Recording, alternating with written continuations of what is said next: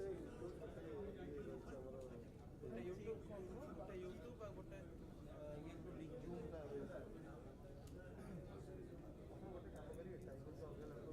ये गोटे लैपटॉप नारे गोटे लैपटॉप टाइप कर काम कले आम काम टाइप कले काम करें पेनड्राइव को नहीं पेनड्राइव को नहीं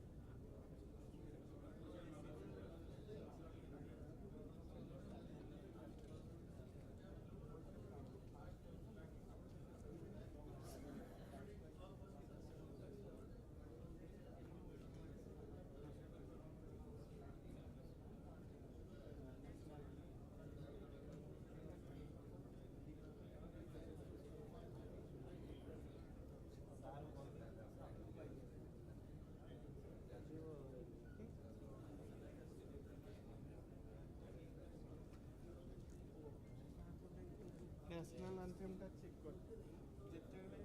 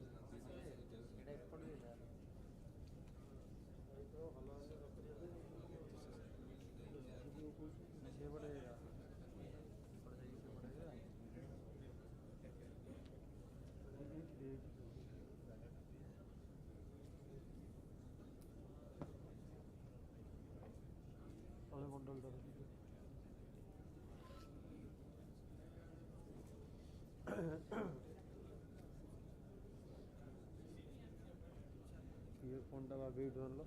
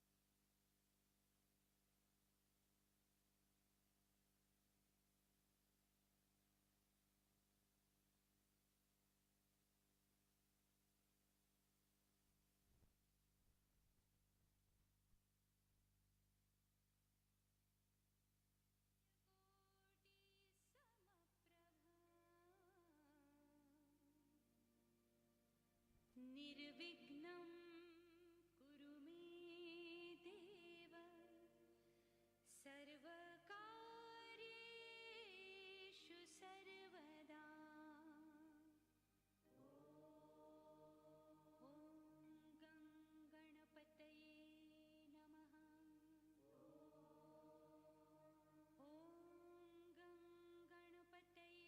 नमः ॐ गं गणपतये नमः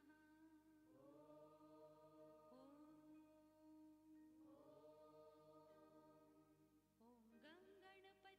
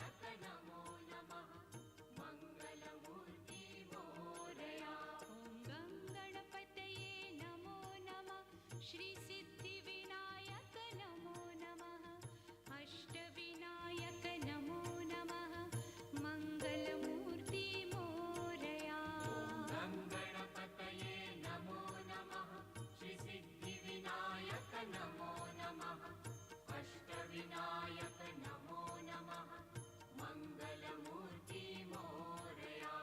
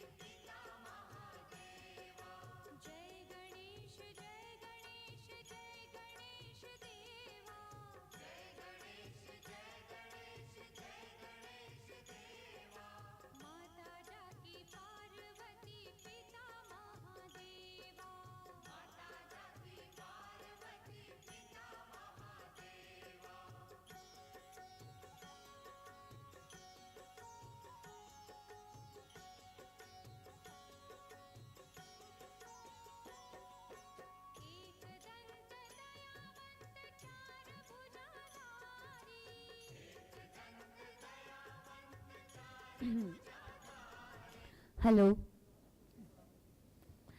Greetings of the day and a very warm welcome to all the ladies and gentlemen gracing us with their presence this afternoon.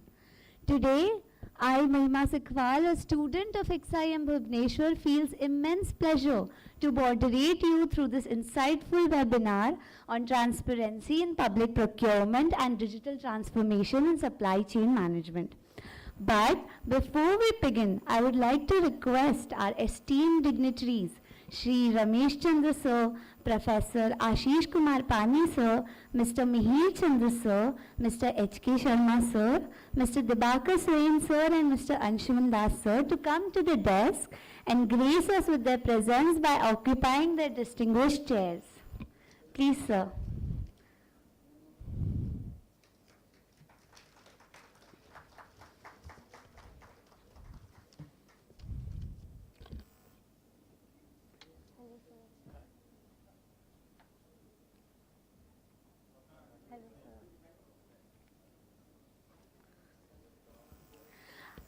I request our organizers to offer bouquets to the dignitaries.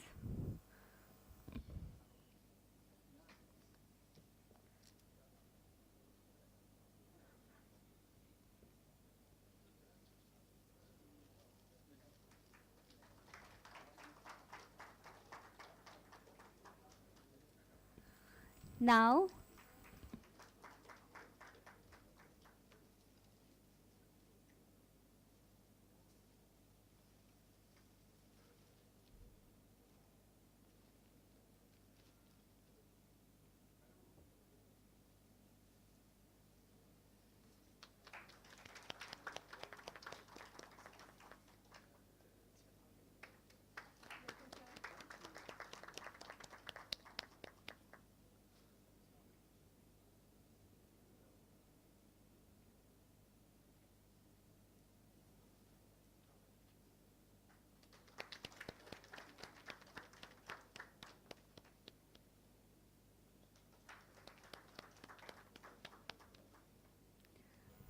I thank our dignitaries for their wonderful presence. Now I request Mr. Anshuman Das Sir to present our guests with a welcome address. Sir, please, gracious.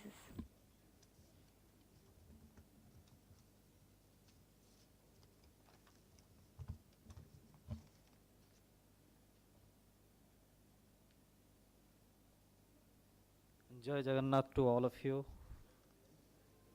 Bit louder. Jai Jagannath. Thank you.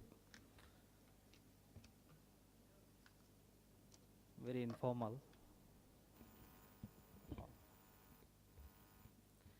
I've been told to spell something about the welcome note.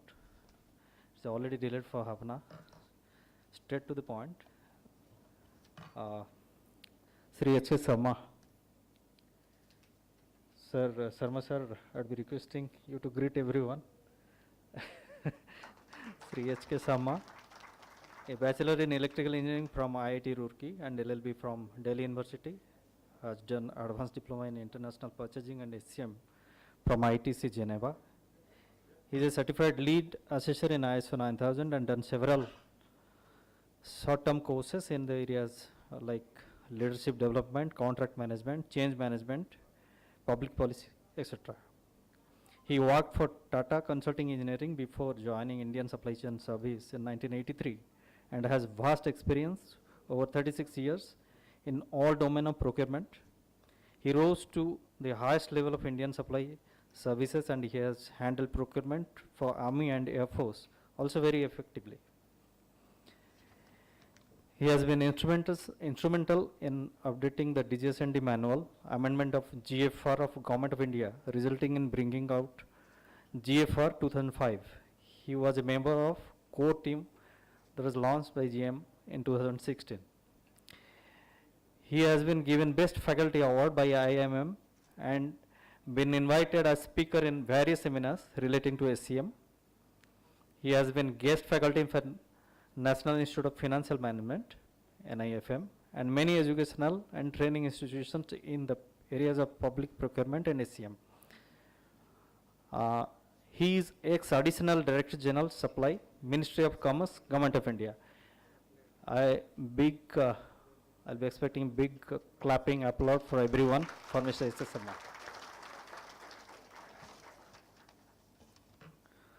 Mr. Ramesh Chandra, who is the chief speaker today. Sir. So welcome to Mr. Ramesh Chandra. I have the pleasure of welcoming one of the distinguished technocrat of the country, Mr. Ramesh Chandra, to this August gathering. After graduating in civil engineering from IIT Roorkee in 1978 and then getting masters in 1981, joined central services and worked in various capacities across the country.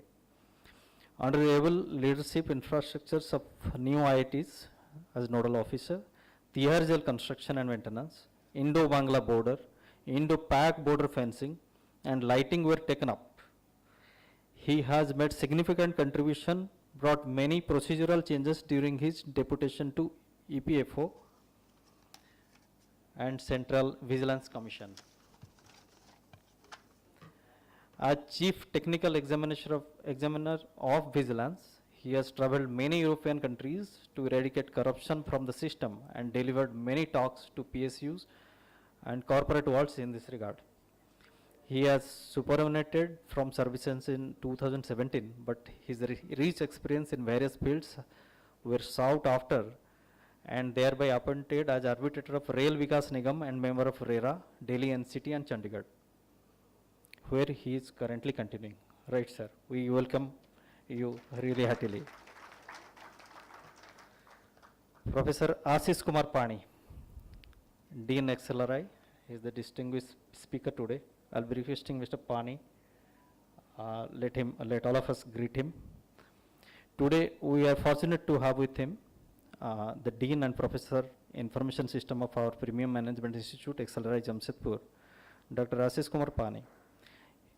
He was not only gold medalist from IIT Madras and PhD holder from IIT Kharagpur, but has earned his name and fame over the years for his widely acclaimed publications in national and international journals and various e-learning initiatives for working executives and professionals.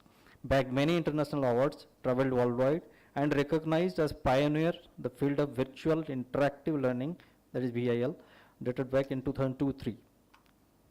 We welcome him once again. Mr. Mihir Chandra. Let us welcome Mr. Mihir Chandra.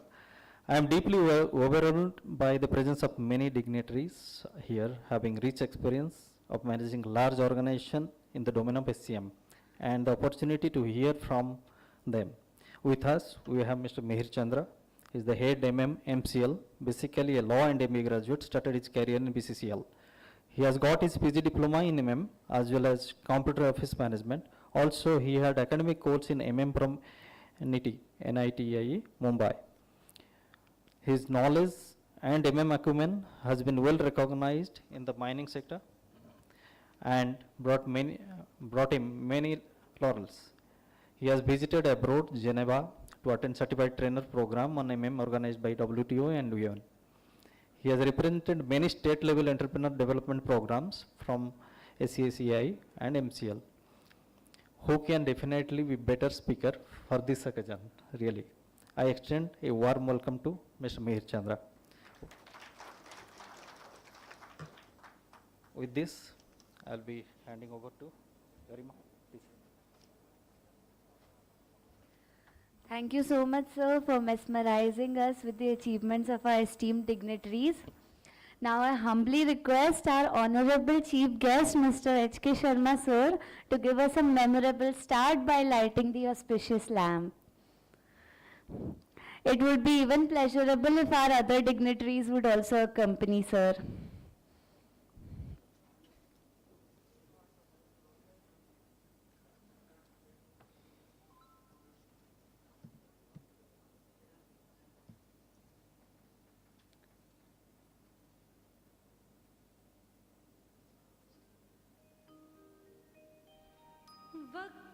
वक्रतुण्डकाय सूर्यकोटि समप्रभा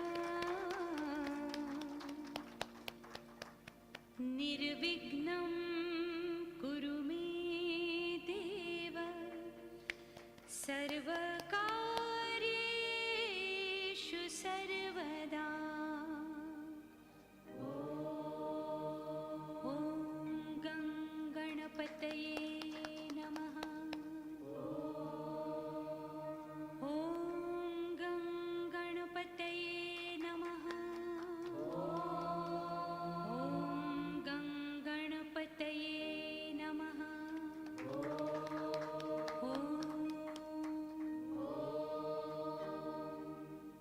ॐ गणपतये नमो नमः श्री सिद्धिविनायक नमो नमः अष्टविनायक नमो नमः गणपति बाप्पा मोरया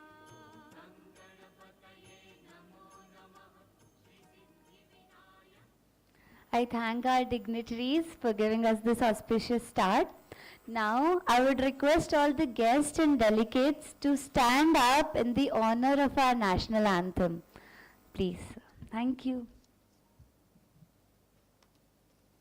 जनगणमन अधिनायक जय हे भारत भाग्य विधाता पंजाब सिंध गुजरात मराठा द्राविड उत्कल बंगा विंध्य हिमाचल यमुना गंगा उच्चल जलधि तरंगा तव शुभ नामे जागे तव शुभ आशीष मांगे गाहे तव जय गाथा जन गण मंगलदायक जय हे भारत भाग्य विधाता जय हे जय हे जय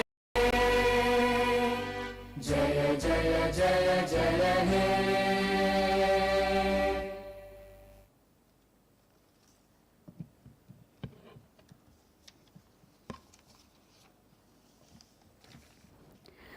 With the spirit of unity, I would request Dr. Dibakar Swain sir to come and talk about the branch chapter and the seminar. Sir, please.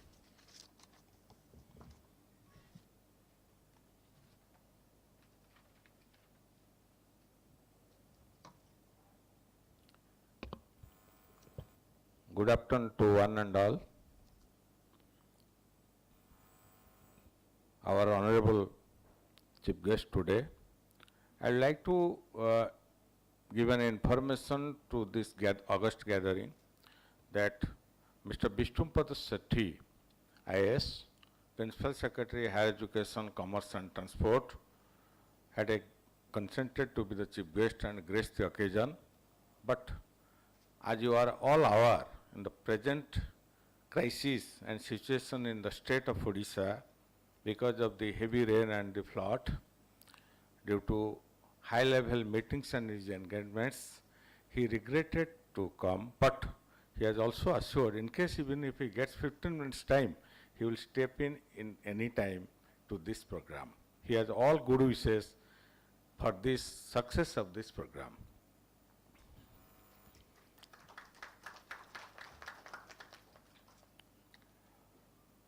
In fact, I am very much delighted to see this August assembly and gathering after a painful period of pandemic. Though we had been trying and intending to hold such kind of program, we could not due to the nature that perhaps didn't go in our favor. But during even the pandemic, we didn't stop our journey. We had held several webinars on contemporary themes and continued our journey. Even the programs from industry faculties and business schools, we tried to make a perfect blending of the practitioners and academicians in course of those programs. At the outset, very in a nutshell, I'll rather welcome all of you representing the spectrum of industries available in the state of Odisha, starting from Nalco, Odisha Mining Corporation, Indian Oil, Mahanadi Coalfields Limited, Paradip Port Trust, IFCO, Paradip Phosphates, Jindal Stainless, Dalmia Cement, BRPL, Tata Steel, Odisha, I think almost all the core industries and the large corporates have joined together, and we have the support, sincere support. Particularly, I'll fail in my duty if I don't, in fact, convey my gratefulness to them, particularly Indian Oil, Odisha Mining Corporation, Mahanadi Coalfields, National Aluminium Company, NTPC, Hindalco, Aditya Birla, all these industries, and you must be seeing also, without their support perhaps we could not have succeeded to hold such kind of program in immediately after the pandemic. Then I will very shortly in a nutshell, because you will all be interested to listen to the experts available on the dais, not about the stories of our branch and chapter, but I must also place what are our activities or what we are doing as a branch and as a chapter. Of course, the chapter is budding, because in 2018, this Bhubaneswar chapter was created and affiliated to Nalco Nagar branch. But though it is only 4 years old, but still we are trying to add health to this body, and in course of time, with the support of all, perhaps it will come up in a large way. This title of the seminar we had chosen, very after serious discussions amongst all expert professionals of our profession, that public procurement or transparency in procurement, we mean perhaps it's only applicable to public sectors and government purchases. It's not so, because transparency builds confidence on the both sides of the table, both the buyers and sellers, and the public or the society at large. Because today, in this, in today's space of software working, everybody is watching our activities, because we otherwise known as spend management. Whatever the production or the plant generates income, perhaps it is through us only it is being spent. Therefore, everybody wants. So we have chosen this transparency in public procurement. It's not only for public procurement or government or public sectors, it's also applicable to all the sectors or business houses of the country. And as regards this digital transformation in supply chain management, I think this is the call of the day. In our last webinar also, we had made Procurement 4.0, in which almost we covered all these things, and Mr. Amitabh Bakshi, Tata Steel Procurement Head, had addressed that webinar. It in fact increases the productivity with the speed of pace, means it is seamless, paperless, and with again the transparency is ensured through digital transformations.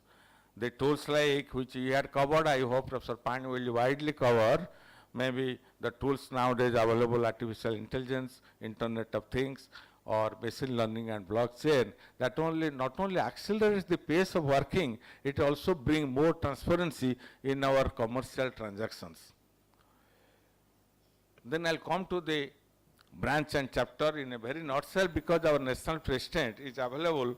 So we are proud and we are lucky to get him, even though despite all these bad weathers, he will cover largely the activities what IIMM is doing across the country, and in particular also the Nalco Nagar branch. He has got good wishes for our branch.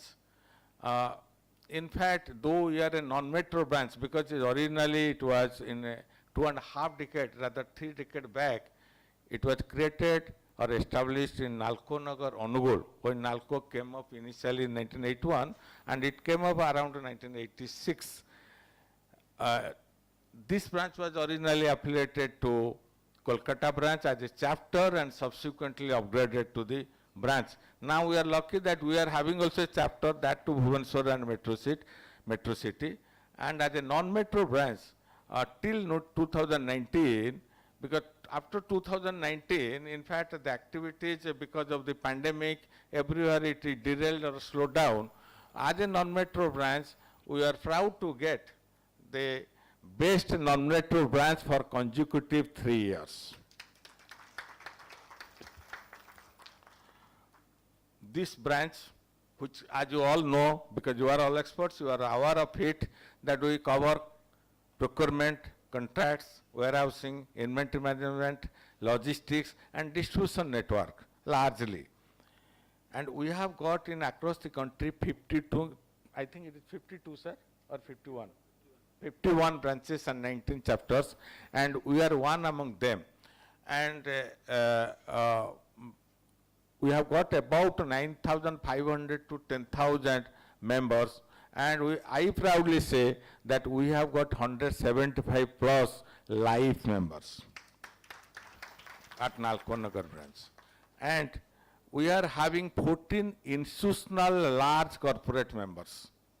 I think we are also second in India, perhaps next to Mumbai, to have so many large number of corporate or institutional members, and we have a target, this is my submission amongst all, before all of you, that you please impress upon your organizations to enroll with us as the institutional members for the mutual benefit of the organization and the benefit of the professionals. We have, I think this is a forum where I must tell and mention who are our institutional members, because it's a pride for them as well as pride for us, and gives inspiration and message to others to also enroll with us to get the best benefit of this profession. They are Indian Oil Corporation, NALCO, MCL, Paradip Port Trust, OMC, OPGC, OHPC, Dalmia Cement, BRPL, SL Mining, Jindal Stainless, IFCO. These are our institutional members. And we are, recently, we have got also a good number of live members. Incidentally, the Principal Chief Maintenance Manager, East Coast Railway, again due to some urgent work, he moved, he is not out, he is out of station, he could not come, but he has all good wishes, and seven members from East Coast Railway have enrolled as life members very recently to our branch. One, our activities is, before pandemic, we are organizing the monthly lecture program in every month in rotation. In fact, not only we limited to at one place, we are doing it in rotation at corporates, say Nalco, Indian Oil, like that we are making it rotation, so that the message widely in all 360-degree moves. It's not at one place at in some hotel or some academic institutions, and all experts were speaking on this from both professionals, academics, as well as the practitioners. Even soon after that, during pandemic also, as I informed earlier, that we are also having the webinars. We have got one constraint, I think that Mr. Sharma will cover, but still I am mentioning that we have AICT approved courses, graduate diploma in materials management and postgraduate diploma in materials management, besides many certificate courses. We are also getting a good response, excepting a slowdown during pandemic. Though we had did every even entrance examinations also online, we are expecting that loss will be made good of in these years and the coming years ahead. We have also a Center for Research in Materials Management at Kolkata. They are imparting research programs, and even we have also a tie-up with one of the universities of West Bengal, so that the scholars get after completion of their research, they get the PhD in association with a university. In Odisha also, we have tied up, rather we have an arrangement with the Javier Institute of Management to hold management development programs at least twice in a year, and it will very shortly start. We could not materialize because there was no physical movement was restricted, and we also were prevented to do so.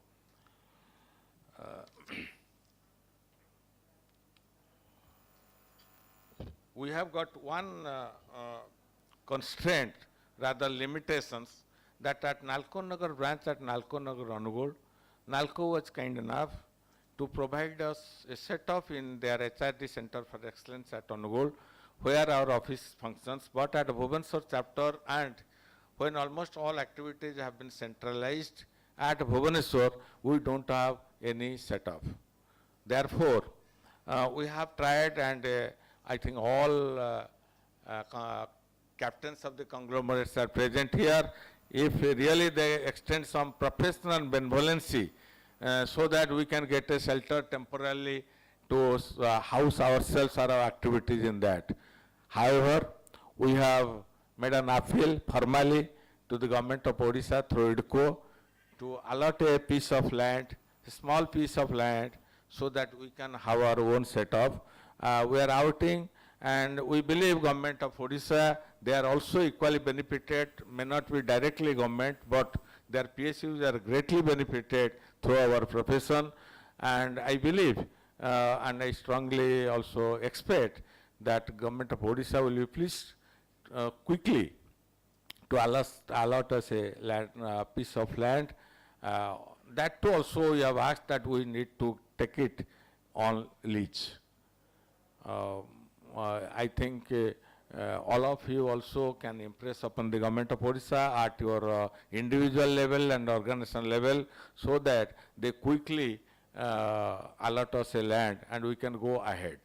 And again, once we have a piece of land, perhaps again to have our set of physical infrastructure, you all, it's because the profession, the branch, everything belongs to all of you. It does not belong to any individual. It is your property, and I hope you will all cooperate, collaborate, not only cooperate, collaborate to this to happen.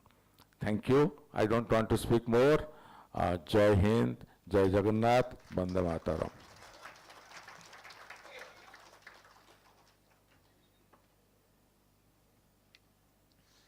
Thank you so much, sir, for enlightening us with the backdrop. Now I would request our National President, Mr. H.K. Sharma, to move forward with the same. Thank you so much, sir.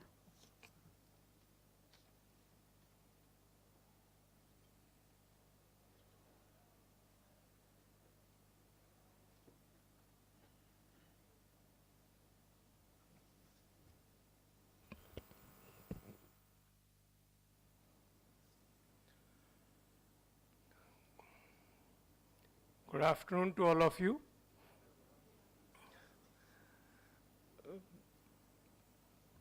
Dr. Swain, Chairman, Nalco Nagar Branch, Professor Ashish Kumar Pani, Dean XLRI, Mr. Mihir Chandra, Head MCL, Mr. Anshuman Das, Vice Chairman, Nalco Nagar Branch,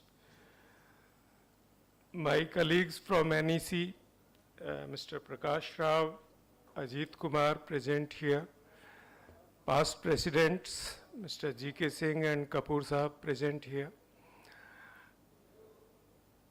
national councillors, delegates, ladies and gentlemen.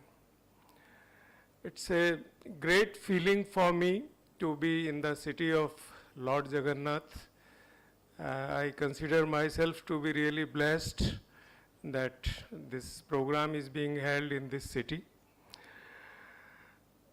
And program is also on a theme which is very, very close to my heart. I come largely from public procurement background, as was mentioned earlier. but today the role is different.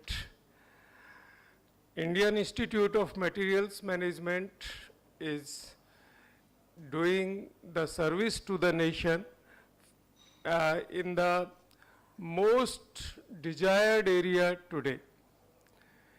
If you recall the speech of Prime Minister on 15th August, he very strongly emphasized making India a developed nation by 2047, that is another 25 years from now.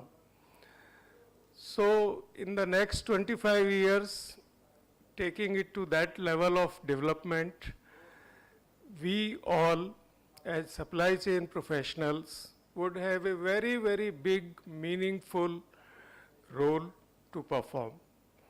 And it is in that context that Indian Institute of Materials Management also will have a very large role to play.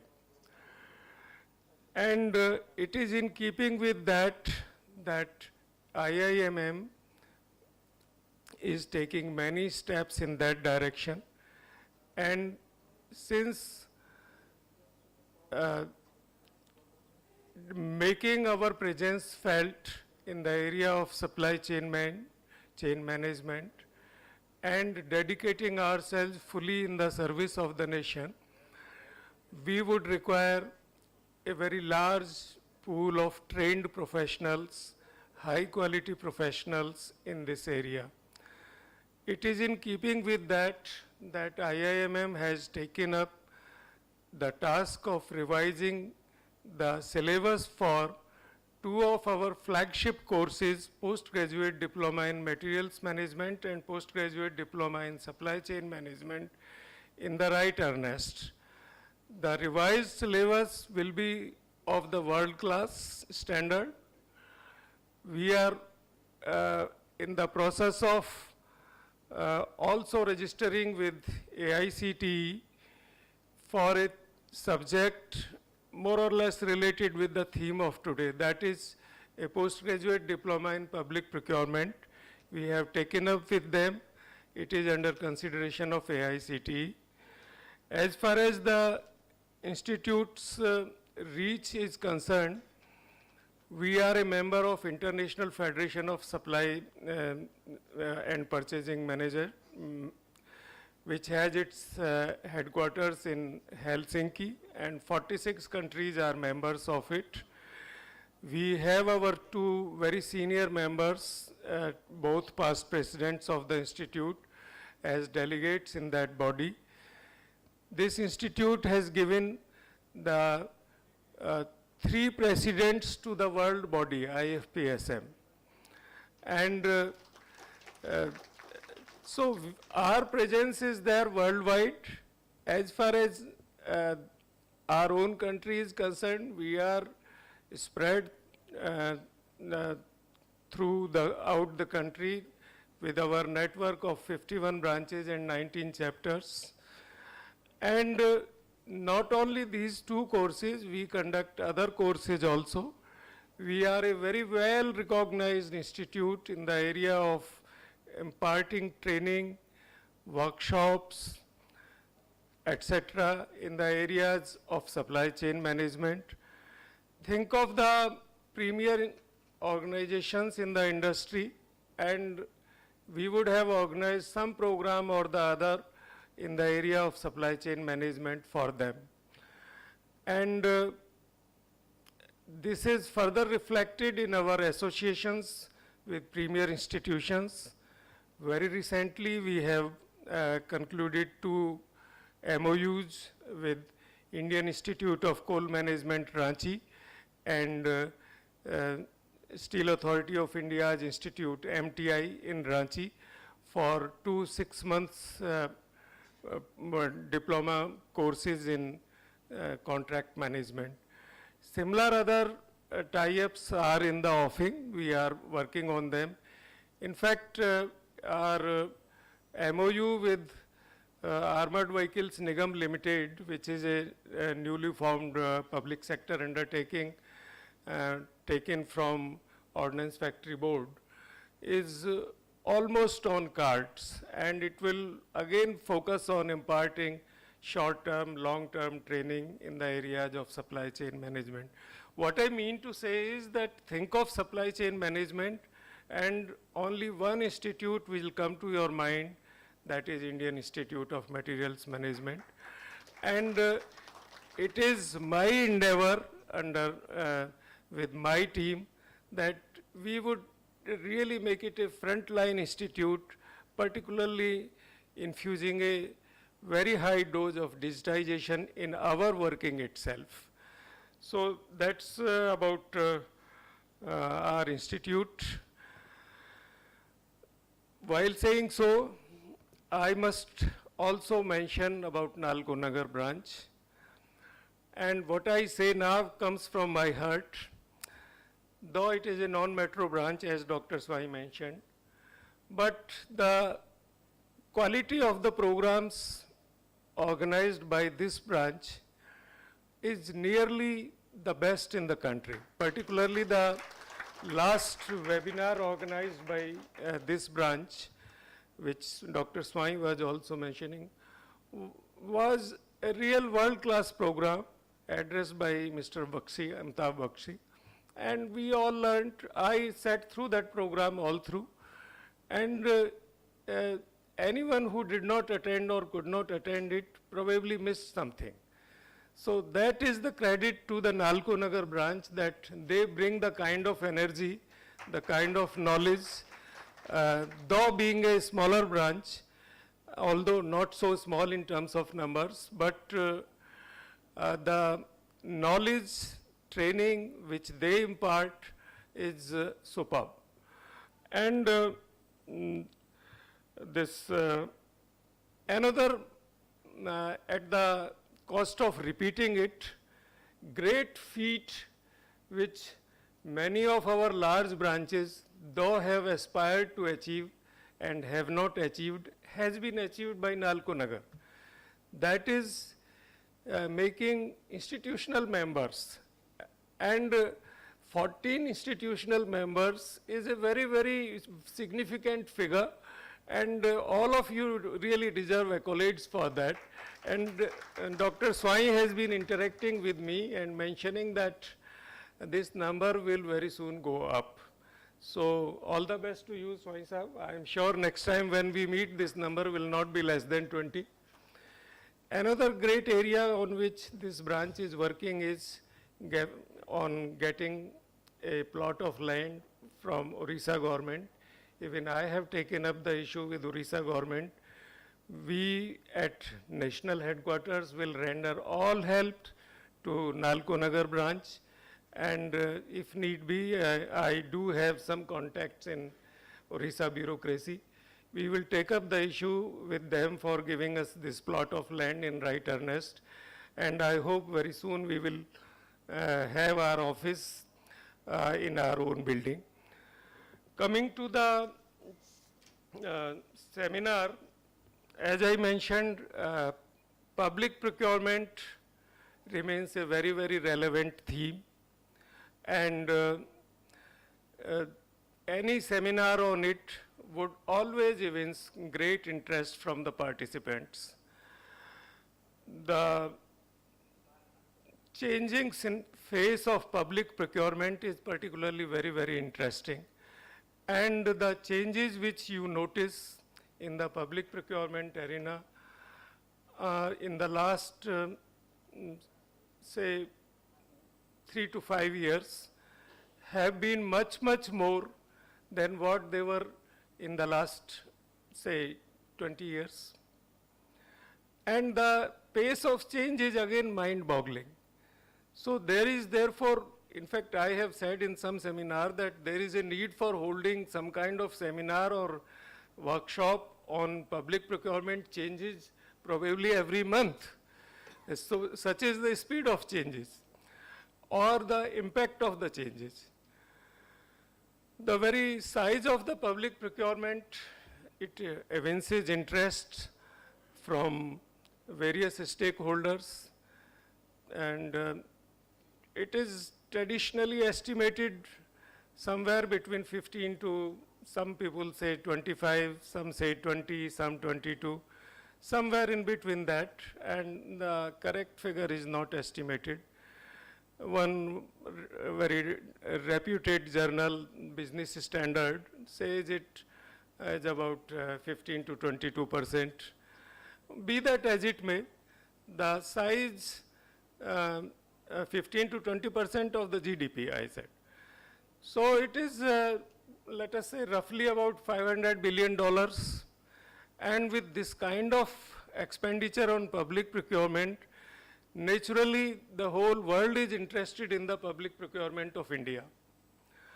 And there have been very serious negotiations on this issue in the multilateral forums like WTO to have India also sign General Purchase Agreement, GPA, though India has not yet signed it and is only an observatory member. But there has been a very significant development. I don't know whether many of you noticed it. The significant development is that India has signed a free trade agreement with United Arab Emirates. And it is for the first time that India has allowed participation of a foreign country through free trade agreements in the public procurement of this country. And so this is a very, very significant change, and it looks probably this trend will continue because the negotiations with other countries on free trades are also including this point. So maybe the free trade agreements with Australia and particularly may soon have something like this. Then you all know that there are very significant differences between public and private procurement. We have known all of them. But as I mentioned, the impact of changes is in the today's world is much more on public procurement. Today's public procurement manager is expected to keep abreast of all these changes, if not on daily basis, but at least on weekly basis. Major changes, friends, have been in the focus on infusion of technology, revision of policies, with a focus on domestic manufacturing and purchase, focus on somehow keeping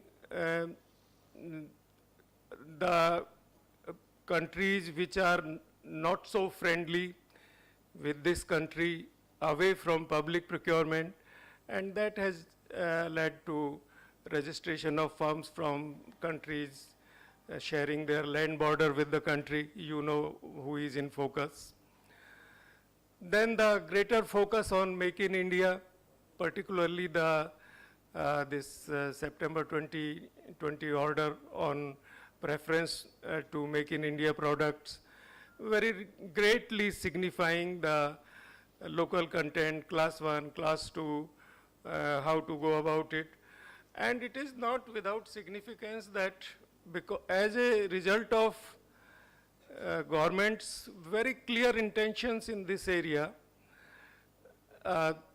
significant changes in the form of no purchase from other than domestic suppliers for tenders less than 200 crores is the rule now. Then the focus on giving preference to the manufacturers who are having at least minimum local content of 50%, to be given preference of purchase preference of 20% in the public procurement. Again, a very significant change. Very significant changes in the preference for micro and small enterprises, preference for this khadi products to be purchased from KVIC. These are all the very significant changes. So if one studies all this, you would notice a very discerning trend in the public procurement. These trends, friends, can be broadly classified in the four, five categories. One is legislative trends. We, for the first time, saw public procurement bill being introduced in 2012. Some of the state governments having their own laws on public procurement, Karnataka, Tamil Nadu, some more. And then Whistleblowers Act having an impact on public procurement. Another trend which you would find, and in a very, very significant way, is the trend of executive orders, largely seen in the last 5 years in a much more important way. It is through executive orders that we have now a very contemporary document which incorporates almost the best practices worldwide in the public procurement arena in our own system. I am talking of General Financial Rules 2017. And after promulgation of these rules in 2017, again there have been significant changes. So then you now have this manuals for procurement of goods, services, works issued by Ministry of Finance. And a very significant role which my friend from CVC, he will speak about the role of watchdogs, particularly Central Vigilance Commission, to bring about transparency, which is also one of the themes to be discussed today. And again, you know, this thinking, as I was mentioning, is to make public procurement transparent, vibrant, efficient, rule-based, and yet not get bogged down with the rules. That is the significance.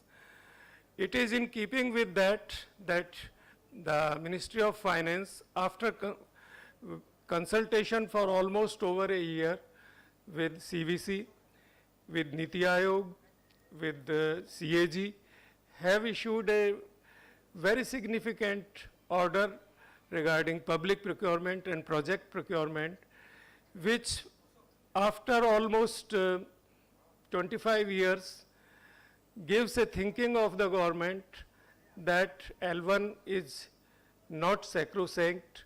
If you want to do away with this purchase on only L1 basis, that also can be allowed subject to certain rules.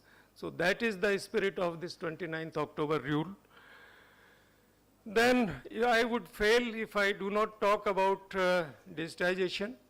And in the public procurement itself, the digitization has been a key driver. And this is reflected in the biggest program of the government in the form of government e-marketplace. Its size itself will show you what it means. In the last financial year, the purchases on government e-marketplaces were more than 1 lakh crore. The suppliers of goods and services on government e-marketplace today is about 50 lakhs. And the number of products and services available on government e-marketplace is about 4.5 lakhs. And the number is only going up. And another change that has been very recently brought about in that is that the purchases of the cooperative societies have also come on the government e-marketplace. So government is giving a big boost to digitization. The procurement of its goods and services in a solution which encompasses all its activities from beginning to end, that is declaration of demand to the payment, all in online mode. And I do not say that the system is perfect, but it has improved a lot, and it is going a great way, serving the nation in a big way.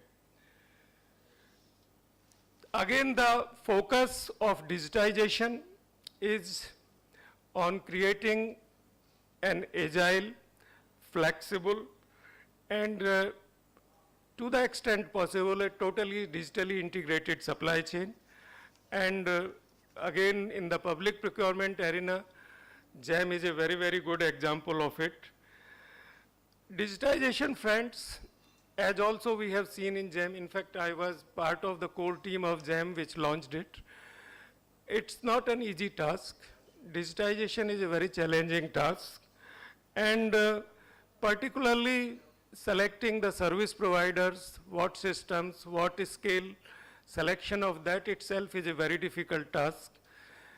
Once you do that, then the change management is a very, very important task.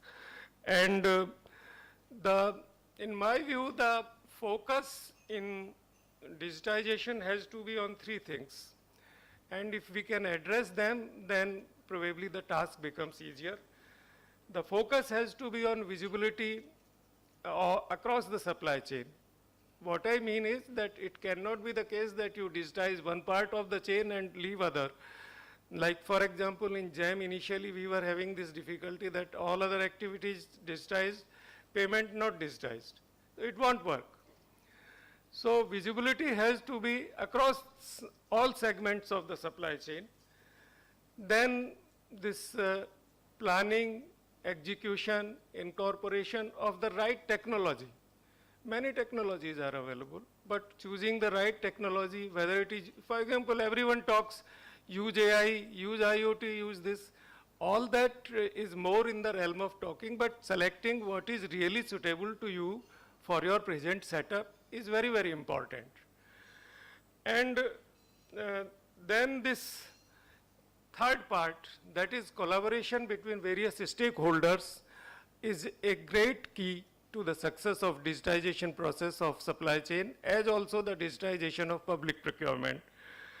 And friends, this investments in digitization is quite huge. It is an expensive process. And even after the investments, it takes time to give results. And therefore, the training of the personnel in this entire digitization process is very, very important.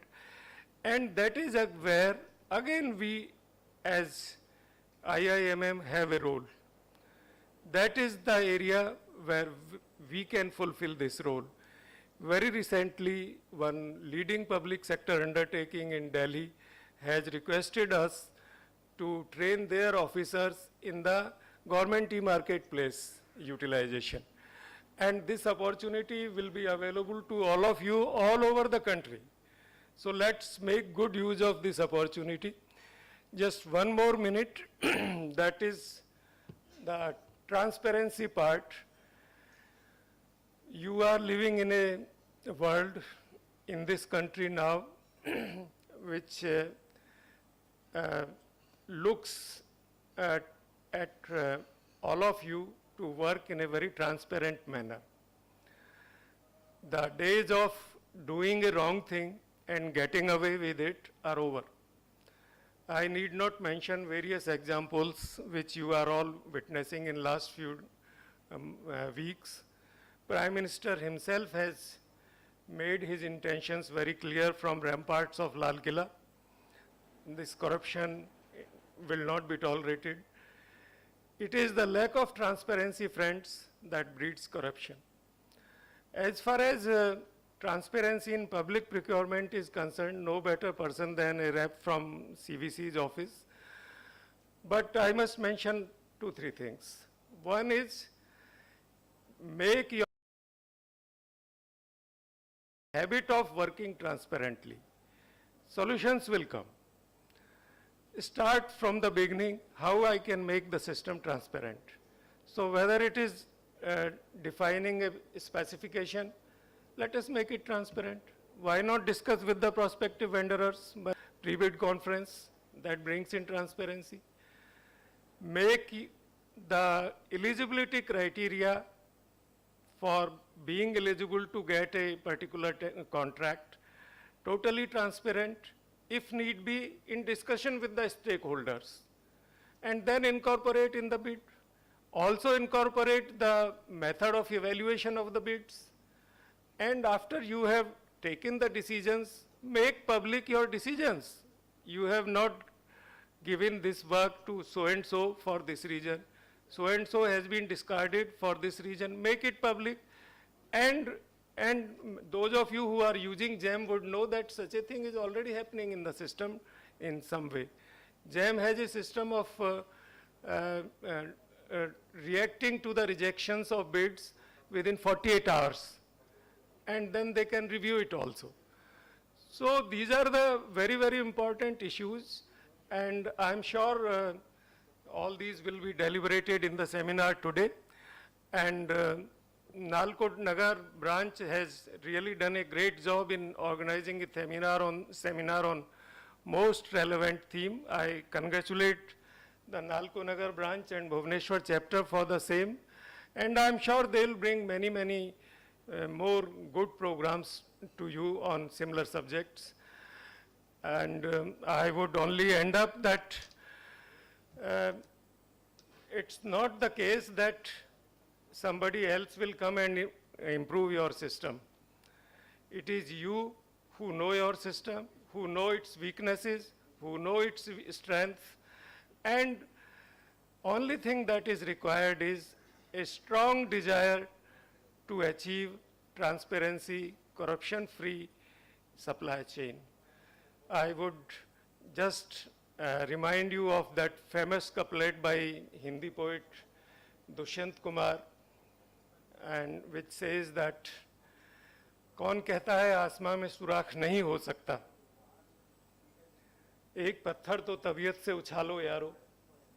Who says that you can't make a hole in the sky? All you need to do is determine and throw a proper stone with lot of force. You will achieve it. We will achieve this transparency, efficiency, economy in public procurement, and digitization is one way forward. Thank you.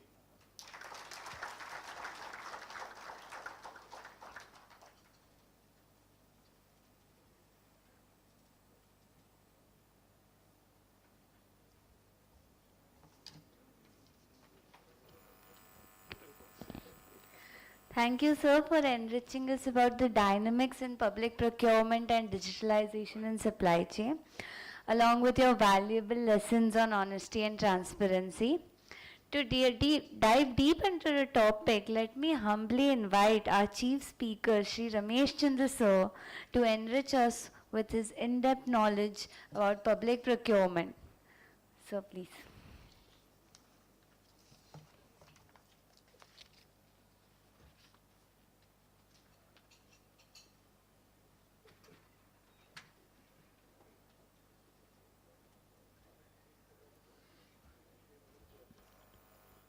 Good afternoon, ladies and gentlemen. It's a privilege to be here. I am thankful to IMM for inviting me for this talk. I am really thankful to Mr. Sarma, who is my colleague from University of Roorkee. He called me that you please join us at Bhubaneswar. So I said, all right, I am already working as member RERA, so I have to find time how I can. So he said, no, it's sponsored ready. So I said, okay, I will come and join. And then Dr. Swayan has been very helpful to me for this thing. So we did it. Basically, now the participants, since the participants have the mix, that is the public sector as well as private sector also. So I had to change my topic. Earlier I was having the topic that was only for the CT and CT type inspection. Because I have been in Central Vigilance Commission for 5 years and have seen number of projects, procurements and works and so many things. So then later on then I thought, no, let me modify and have the mixed type of arrangement so that you can have this thing. So the PPT on this is a mixed one. You are free to stop me at any point of time there may be some duplicacy or some this thing, and it will be covered somewhere in mostly on Central Vigilance Commission's working also, but definitely you will have the feel of that. So I have intentionally changed the topic, transparency in public procurement, as a step forward for good governance. Basically, if you keep the transparency, then it will be definitely the good governance. So I have intentionally changed it, that it is a requirement that now you have to go for a good governance, and then only you will have the transparency. That is the basic issue I have done. Next, please.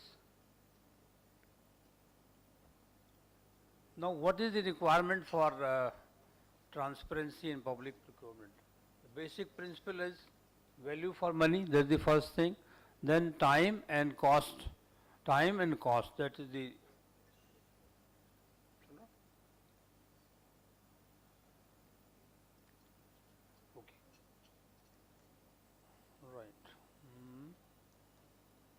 value for money, then time, cost, and then equity and fairness. Basically, that is the main thing that has to come up. And then next is coming up is the procurement processes. Mr. Sharma, President, has already brought out everything how it is to be.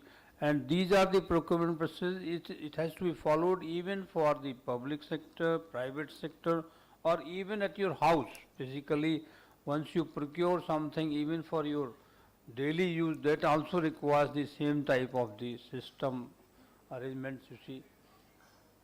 Not for a particular your household items, but definitely when you are in a public sector or in a private sector, that requires that. So you have to formulate and revise procurement manual. The government has also started doing it, and they have published some manual also on this, and the continuous revision is a must. That is the basic issue. Then standardization of the contracts. Most of the time, sometimes we are not standards forms and something like so different type of arrangements, and then that happens. Then comes the training of the executives. While I was in Central Vigilance Commission, it has been seen basically the senior officers have been involved for training, but the junior one who is the directly dealing with the procurement process, they are more required to be trained, because they are not aware. Sometimes we have been seeing that the basic person who is at the initial stage of starting the procurement process, he is not well aware of the procurement process. So that is a must that we should be allowed to impart this thing. Then the next one comes due diligence in decision making, that Mr. Sharma has already covered up. Then it has to be with the bona fide intention. Honorable Prime Minister has been telling very clearly that you have to be very specific and there should not be any corruption, this thing. Now comes the identify the problem areas and to bring preventive measures. Mostly in any of the organizations there may be some issues which have to be identified, and it has to be continuously modified, and the changes have to be brought in the manual and this thing, and it may not be same for all the sectors. It may be sector specific. Say aluminum company has to have something different, some coal company has to have something different, so that has to be there. Now we have to definitely, that is what I was telling, that we have to have the need-based project formulation, and then technical specifications has to be generic, bid qualification requirements has to be non-restrictive and non-objective. That is the basic idea. If you start restricting at the initial stage, then it is not going to serve the purpose. Mr. Sharma has already covered some of these things, that you have to hold pre-bid conference, send pre-bid. Yes, this is basically, this has been on number of occasions we have seen that there were 7 or 10 bidders. Say 2 bidders sought some clarifications during the pre-bid conference. So only 2 persons were clarified and the remaining 8 were not informed. So that we have to make sure that They all are informed that what was the clarification sought by the two bidders, and all the 10 has to be informed. So that is the basic issue of this thing. Then receiving and opening of the bids at a transparent way. Of course, now in the digital system, it's not this thing, but earlier it was happening that once we were having the physical form of tenders, then it was coming up. Now coming up to the pre-qualification eligibility criteria has to be correctly applied. Evaluation has to be in a time-bound manner. I will show you some of the case studies. What has happened that the time period for the completion was 6 months, but for 6 months they will not evaluate the bid. So the whole purpose gone out. So there is no purpose of doing like that. Then no changes in the contract conditions after opening of the price bid. That has to be ensured. Even it may be a public sector or a private sector, that has to be there. Ensure reasonable of rates. That of course, since it was a CT earlier, this thing, so now they have allowed, the government has allowed some negotiations with L1 or even reviewing that the L1 may not be the criteria, so that is there. Now the stages of procurement, that is the main issue which is coming up for the procurement professionals to be in the main field. That is the main thing which is required for this thing. So there are stages, pre-tender stage, that is estimation and other things, then tender stage and then post-tender stage. So these are the 3 stages which are to be brought out. Now I have brought out how this is. Pre-tender stage covers basically project formulation, then appointment of a consultant. If you are having a bigger project and it requires lot of activities to be taken up, and it is a complex system, so then you have to go for a appointment of a consultant, then preparation of a detailed project report. Then comes the tender stage. Once the detailed project report is there and the consultant has been appointed, he has made the detailed project report, then comes the preparation of tender documents, inviting and opening of tenders, pre-qualification, tender evaluation and award. So this is the second stage, that is the tender stage. Now the third stage comes, that signing of the agreement and purchase order. I will not name the public sector. We have seen that was a 500 crores work. The documents were not in a proper form. They were just kept here and there, and the agreement was signed, but all pages somewhere. So we have to got it collected and then make out you make out a booklet at least that is 500 pages document. You are just leaving it here and there. So that has to be there, that proper purchase order and agreement has to be signed. Now the contract performance comes, how the contract will perform. So the advance payments, implementation of contract provisions, what are the provisions were made, then monitoring the time and cost overrun. This is one of the basic issue on which every one of us has to take care. Then comes the quality supervision, fulfilling statutory guidelines and payments. Now one has to be a very good paymaster also. If you see basically the whosoever is the vendor, he is not coming for a charity. So he also sees that if the person is making payments in time, then he will be quoting accordingly. If there is a person who or a department who takes 6 months, 3 months, so then the rates will be definitely higher. I have seen, say, I will give you the example of especially in Delhi of the municipal corporation. No payment can be made in at least they take minimum 3 to 6 months for making a payment. So definitely the rates have to be higher, because he knows that my money is getting struck off for 6 months. So therefore that problems comes. Now tendering method, so that I have already covered. There can be a requirement of limited tender also. That's one, open tenders are there, but we need to have some limited tenders according to the urgency or for the need. Then comes the empanelment of the tenders. Then single tender or nomination basis. Say there is some preparatory item which has to be procured from a particular firm, so then it has to be through preparatory item.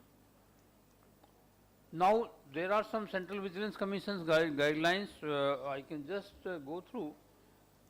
It is almost the same what Mr. Sharma was telling. It has to be need-based, transparent, scope of work and role have to be defined, panel provisions for default, role. So these are this is one of the circular. Next is of undertaking, but this is one of the important thing basically. They have to definitely give the undertaking that there is nobody, the tenderers who have, we have no any relations with this thing, who are participating in the tender. Otherwise, then that becomes wrong. So any member having interest in any company should refrain from participating in the tender. Next comes the reasons for rejection of bid. Mr. Sharma has already brought out that you have to record the reasons in spite of not mentioning anything that you can reject. Earlier it was, now with the era of RTI, everything can be taken out from this thing. Of course, in the private sector it may not happen, but still that has to be there, that we have to be transparent, and that if we record the reasons and it is in the public domain, then nobody can question you that why your decision is how it is like this. Next comes the prevention of undue advantage. So that is that once a consultant is hired for a consultancy job, he should not be allowed that no, he will also quote for the main work also. If he is a consultant, will do the only consultancy job. Same with the vice versa. A person who has been working, he cannot become a consultant again. So that is there. Then explicit pre-qualification I have already covered. Next comes the website publicity that we have already, Mr. Sharma has also brought out that it has to be uploaded on the web portal of the company or the public sector or government, that has to be there. And then sometimes the documents are bulky, they require so many for pre-qualification and other things. So we have to definitely tell that where is the place where he will hand over, or the name of the person whom these will be provided, so that he can give you a receipt and then the time is there. Now comes the tender stage. So this was all the pre-tender stage what we have covered. Next comes the tender stage, that is inviting and opening of the tenders. So receipts of the tender, suitable arrangements for receipt, then now this one in the digital form we need not to that, but still bulky tender documents has to be given to some designated officers. Then comes the every month and summary of the contracts, that what has been already brought out. We have to bring out the summary for every month, that these are the list of the works we have awarded, this was the rate, this is like this, so that's there. And it will give you every item, details, that is actual date of start, actual date of completion. If there are reasons for delay, that has to be brought out, then the cost and everything. Negotiation we have now modified already, so that I am skipping.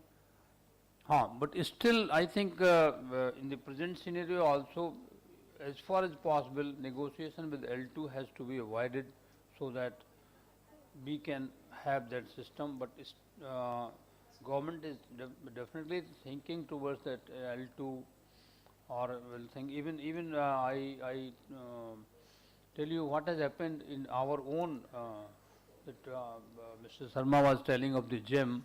So we have issued a tender for supply of vehicles.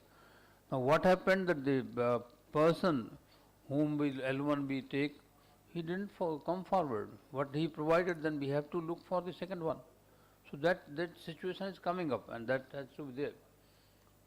Now that is already ECS payments are being done.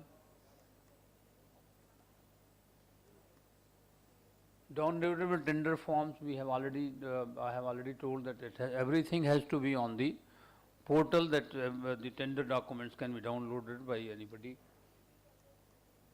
Now, basically the issue of all these things, I am just covering some case studies which are actual, but the name of the organizations has been intentionally not mentioned, so that it's not a specific thing, but you will find that these are the actual case studies while I was working in the Central Vigilance Commission. Now you see how it is happening. Please feel free whenever you want to stop me or you want to talk, have some clarification, you can have. See what has happened.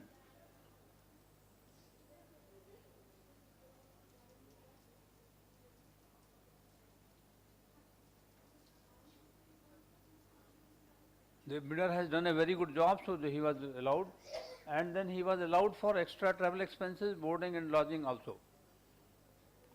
This is a clear cut, this is actual case, but we have been not mentioning the name of the organization or this thing. Now the second is here.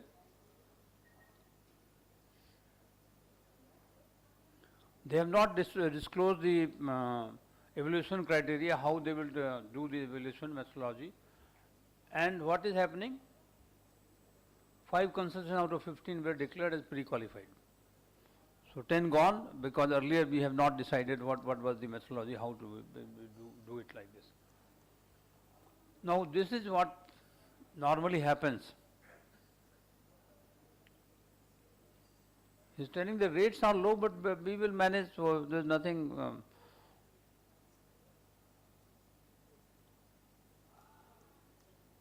Now this is a work of a track on a railway section. It was a consultancy first and then further ahead. They have not taken the professional liability insurance, and that resulted into.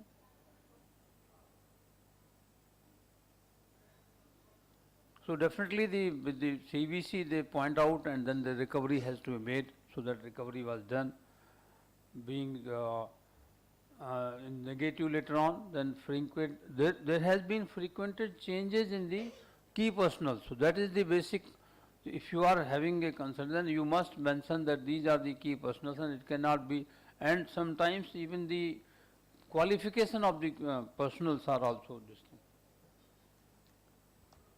Now coming to the contract work, contract stipulated deployment of machines, piling rig and then paver. Now what is happening? This was the provision, but the pile driving was done through conventional methods. So definitely quality was not for this thing. Then stone ballast was being laid manually instead of a paver. Then again quality issues, frequency of test, it was not provision in the contract, even in the railway specification was not providing. So testing was done only on one sample, although the samples were, or the materials were being procured from different supply batches, different batches. So this was required. Even the tests for the reinforcement was not this thing. Then work was abnormally delayed. The date of completion was May 2010, got completed in 2015, almost 5 years. Labor assistance is one of the issues that they did not deduct it. Now this is another one, similar type. They do not have the defined requirement of measurements. This maybe I think, I don't know, private sector does follow the measurement books or not, but definitely in the government sector you have to have the measurement books. And then so they said that we are just recording on a rough paper, and then we are not doing any measurements on the measurement book. So that is not this thing. Yes, yeah. So now the EMBs has started coming up, and now you can have everything online, and then even the coordinates of the place, they are also covered up. So that is a better system, and then it is recorded everything in there. Then again the sectional weight that I have already told you. This was the gauge conversion case. Now how they have, what I was telling that how the estimation is being done. The estimate is being based out on the basis of a highest rate, whereas it should have been on this basis. This is the position. Then even this newspaper rate they considered for this cement rate, but instead of considering that, they considered 300 rupees as the last purchases, whereas the market has come down and the, even the newspaper was telling it was 200 to 220, 230 rupees. And there were some quality issues also. I don't know whether it will run or not. Let me see. चलेगा इसमें? नहीं. हाँ? इसको can you just double click it? I will show you some quality issues if it is there. Just no. I think नहीं चलेगा. उसमें link was there, but it has taken out now because of that. All right. I will show you somewhere. I think there is a slide. I will show you later on. I think that would be better. Can you link it? That is there. Okay, I will show you afterwards. I will show you in the this thing how it was being done. Then item rate included this thing. I will just show you. I think we have got. बाद में मिलेगा. Now this is here. This was a sand blasting item, and then it was there. But what they did, this steel valve, instead of doing steel valve blasting, they were doing sand blasting. Because there was no provision in the documents. So that happens.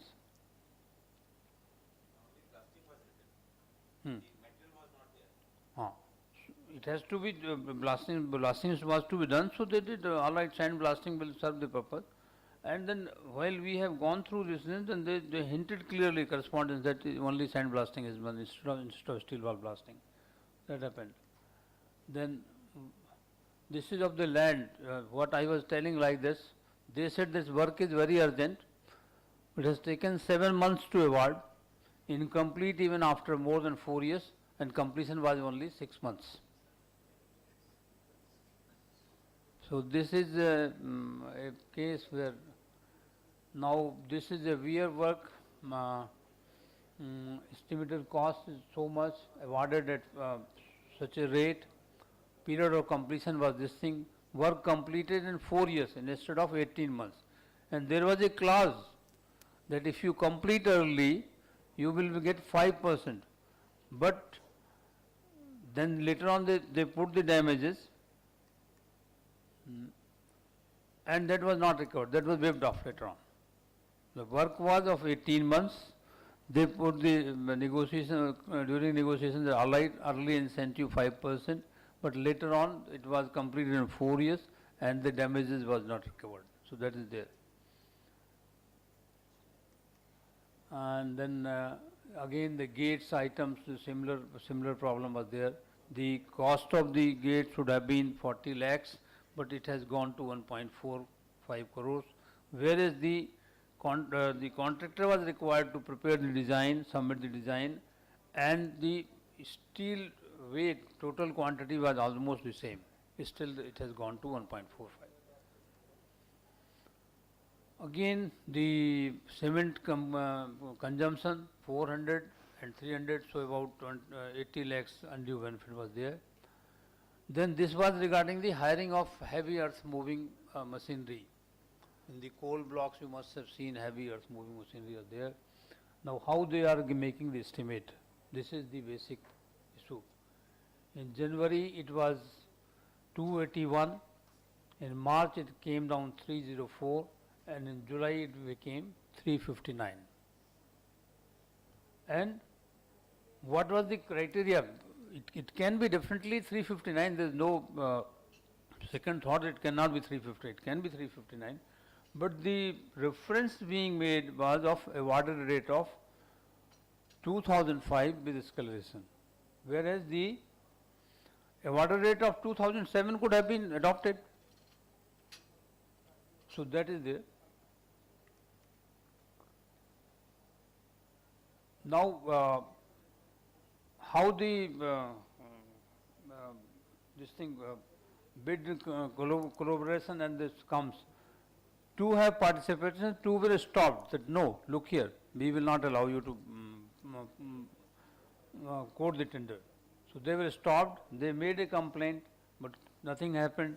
And then L1 bidder had quoted 24% higher, and after negotiation only for a nominal negotiation, they awarded work at 24.5% instead of 24.8. So there was just, and the reason was that beyond the justified rate, they have paid 24% more as the 5 years contract. Service tax, this is normal, this thing that has been there. Then this is a steel work of a special bar mill by PSU. Now see the criteria what they have adopted.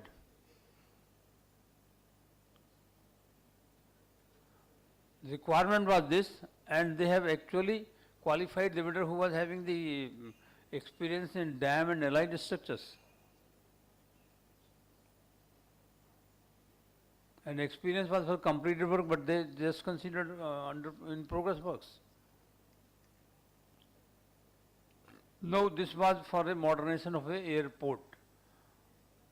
Basically, the consultancy has been a major problem to employment of the consultant. Then they go for the joint venture, and then how they shortlist, that is also an issue in most of the airports. What the CVC has undertaken intensive examination, that this has been a major issue there.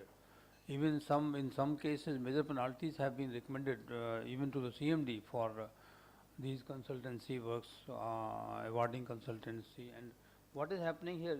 This was the reason. They said that the Council of Architects is telling that 5% guidelines are there. Yes, please. You want to say something? What is the view of this consultants appointments of CVC? This 5% movement, it is fixed. No. You see, basically, this is not a binding that you have to award it at 5%. This is a recommendation or just a you can say guideline from Council of Architecture that it has to be 5%. But he himself has quoted 1 to 2% in other projects. So that question becomes. Otherwise, he could have quoted all where, and his other colleagues should have also quoted that I will not work below 5%. If there is a standard guidelines from Council of Architecture that all right, there is a requirement that no architect or no consultant work less than 5%. And all right, then he should have said no, nothing doing. I am not going to quote less than 5%. But he himself has quoted in the works 1 to 2%. So then the question comes. That's there. And then again, it was on the awarded cost or the estimated cost. That was the condition that it has to be on the lower of that, but they awarded at the actual cost, which was higher. So there was an implication of 24 crores. This relates to construction of power plant.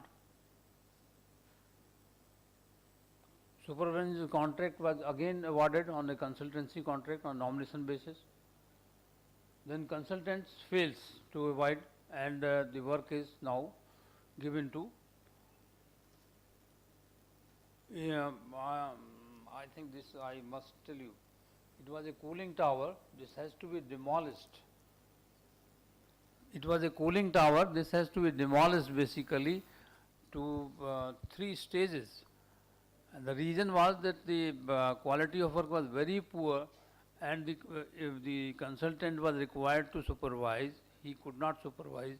So they have to demolish 8 meters of the cooling tower.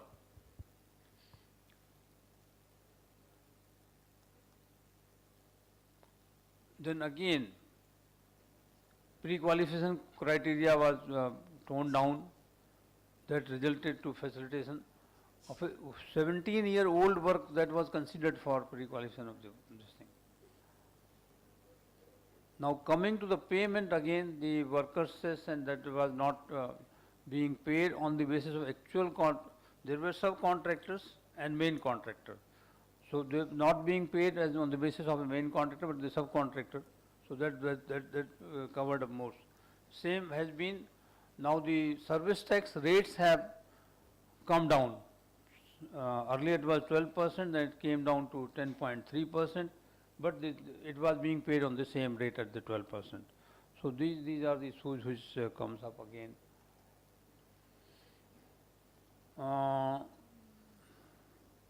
But no cost adjustment afterwards that was there. Similarly for the excise duty exemption. Now this is also during tsunami the government have said that Andaman Nicobar we have to do something and this has to be done. The cost of the estimation was 19 crores. The tender cost was much low, that is 13.59 only. Date of start was 2010. Actual date due was to be completed within 11 months, but it got completed in 2 years, more than 2 years. And what is happening? See why it has happened. The eligibility criteria that has been changed. Fulfilling financial expense criteria was dispensed with the department contractor. What is happening? This facilitated relevant bidder to qualify, who was eligible only to quote for the work up to 5 crores, whereas what was happening, the total contract estimate was 19 crores, but a 5 crore contractor was allowed to work, and this has resulted. And then further what is happening? They have paid secured advance for course aggregate, and even at the end of the time period still the recovery was not done, and coming to the execution they were required to bring the stone boulders from Calcutta or Chennai, because in the Andaman you don't find these, so they were required to bring out. When this was measured, there was a huge difference, huge shortage. And the shortage was to that extent that it was a recovery of 3.4 crores. Similarly, in the adjacent work it was for 4.5 crores. So the contractor who was supposed to qualify for a work of 5 crores, he was given a work of 19 crore, but the tender cost was only 13 crores. But this has happened that he has not brought the stone boulders of that size. Same has been for the gabions also. And this is for the concrete. The concrete, no tests were being done, and then the core sample was later on collected, failed, and then this was regarding the gabions also. The same situation came. He was paid 1,475, whereas the actual price was only 1,111. Same for the 1,150, whereas the actual price was 844. Now this is the last one, that is the procurement of a primary. This is of a fertilizer, this thing. So they were having the requirement to change the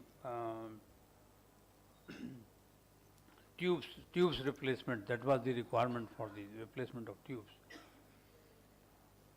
It was stated that so they have started 2 years before that we need to replace the tubes, and the provision was that they will have EBW, electron beam welded waste reformer tubes, despite of only one manufacturer. Delivery period was very unrealistic, and bidder was asked to quote price free on board. Bid validity expired. There was urgency that they allowed the bid validity to expire. Then the sole bidder was again asked that you submit the fresh bid. he submitted the fresh bid, technical bid, again extended 4 times the validity. Decision to make purchase was then later to TIG welded bids. That is also even the expiry of the final extended period due to urgency. So what was the urgency? 2 years before you planned that you want to change these tubes, and then you are changing the, instead of EVW tubes, you are going for TIG welded tubes, and then what is happening? The cost of freeboard was this much and landed cost was 20 crores. EMD also accordingly got on the landed cost, but they have taken EMD only on this thing. Then one bidder refused to pay higher value of EMD. Then tender was of for the TIG bricks. The basic question again comes that the tender conditions sometimes we make restrictive and fake urgency is being shown for such a period. So that happens, and this creates a problem. And again, the successful he changed the this price variation formula, he didn't agree, and then submitted another offer for conditional offer that which was not qualified. So this has resulted into delayed decision, resulted into expiry of original bid offer, revised price of affected, original price bid never opened, and tubes were procured at a very high rate, exorbitant rate. So this is the basically the issue that is coming up. Of course, it is for the public sector, not for the private sector, but this has been happening. That there is one CAG is also there, CVC is also standing there, CVI is also there, and the CVO is also there. So he is telling, all right, you are executive procurement executive, and then you have to walk on a tight rope, that how you do it. Definitely it may not be applicable for the public private sector, but definitely it is applicable for the still for the public sector and government. But there has been let me share with you, but in the commission when I have been or otherwise also, the commission is not very this thing that they want to punish somebody. There has been lot of improvements, systemic improvements got done, and they have been very clearly understanding that if there is a genuine justification for the things, then we have agreed that all right, we should not punish a person. So that is there. So with that, I thank you. Thank you very much for the patience hearing. Thanks a lot. Any questions? I am available. Cartelization basically, see, that is one of the major issues we have been dealing with. But cartelization you can solve only with the digital arrangement. Then there will be the possibility of cartelization may not be there. But there could be some linking of digital e-tendering you are telling, no? Yes, yes. E-tendering, but we have find that there are also some mix and match. Yes, yes, also yes. in the e-tendering. No, I will give you an example. E-tendering also, because then we have to go for the IP number tracking, etc. Are we following this in the as per the it is documented in the vigilance guidelines? Yes, yes. No, that is very right, but I will give you an example. You see, in some state, one person from M Junction came to me. He said, sir, yes, there is a e-tendering, and how the e-tendering was done, the concerned SC was asking every tender vendor that you come to my office and put the tender through my computer. This is all e-tendering. So he said, every e-tendering is there. How can you say this is not e-tendering? Say e-tendering.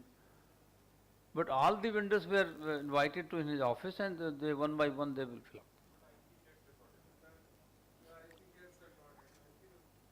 So therefore the IP address has to be recorded, and that has to be mentioned. But this is has to be there until otherwise there is no purpose. Cartelization, even then cartelization I have seen that especially West Bengal we have seen there is a system of slips. You will find that say 10 persons are there, they will just within themselves they sit in a hotel, they will decide that who has to be quote lowest, and then they will do it like this. What can you do? That is there. That is there. Solution basically vigilance. No, cart. See. One vendor is getting No, no. selected, then what is the solution? We have to No. go for the ordering. Once you come to know that cartelization is, then you can take the things in order. But basically it never comes to the knowledge. If it comes to the knowledge, Then you have to. हाँ. आई.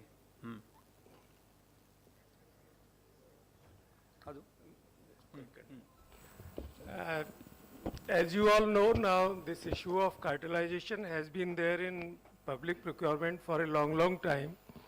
And it was in keeping with this problem that the Parliament of this country promulgated law which is called as Competition Act 2002, which is now operational, and it prescribes severe penalties for those who indulge in cartelization, bid rigging, collusive bidding, and usually the penalties are 5% of the last turnover, and which is very huge. Some examples of this penalty are this penalty of 6,500 crores imposed on cement manufacturers, penalty of about 50 crores imposed on footwear manufacturers supplying footwears to army, etc. And there are similar many examples. So that is one way that if there is a cartelization, these people are not improving, go to the Competition Commission, they will take care of it. But it is a long process, and ultimately all these cases go right up to Supreme Court.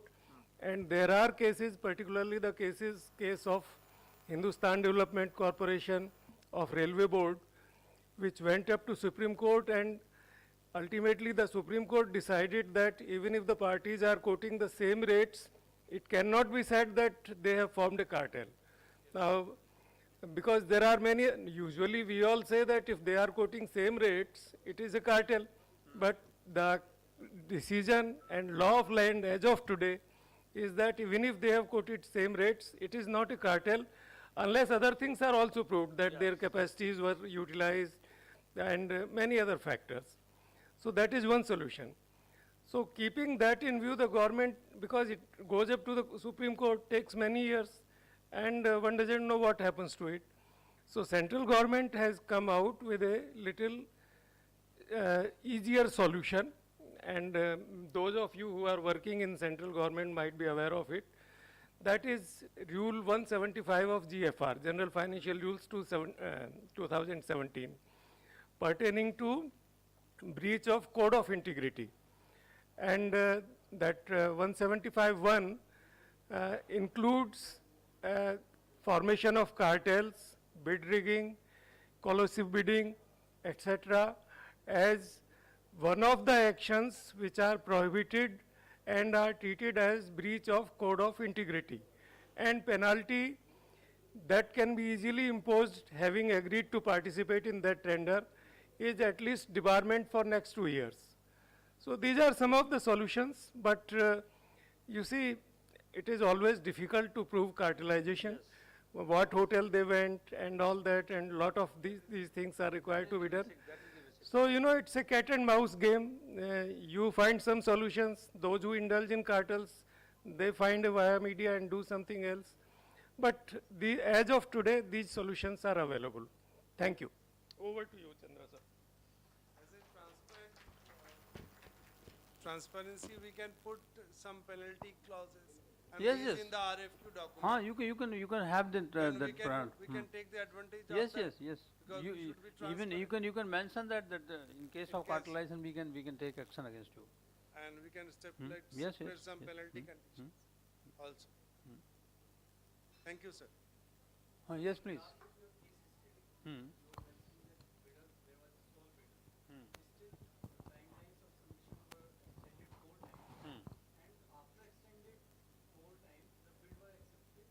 After the extension.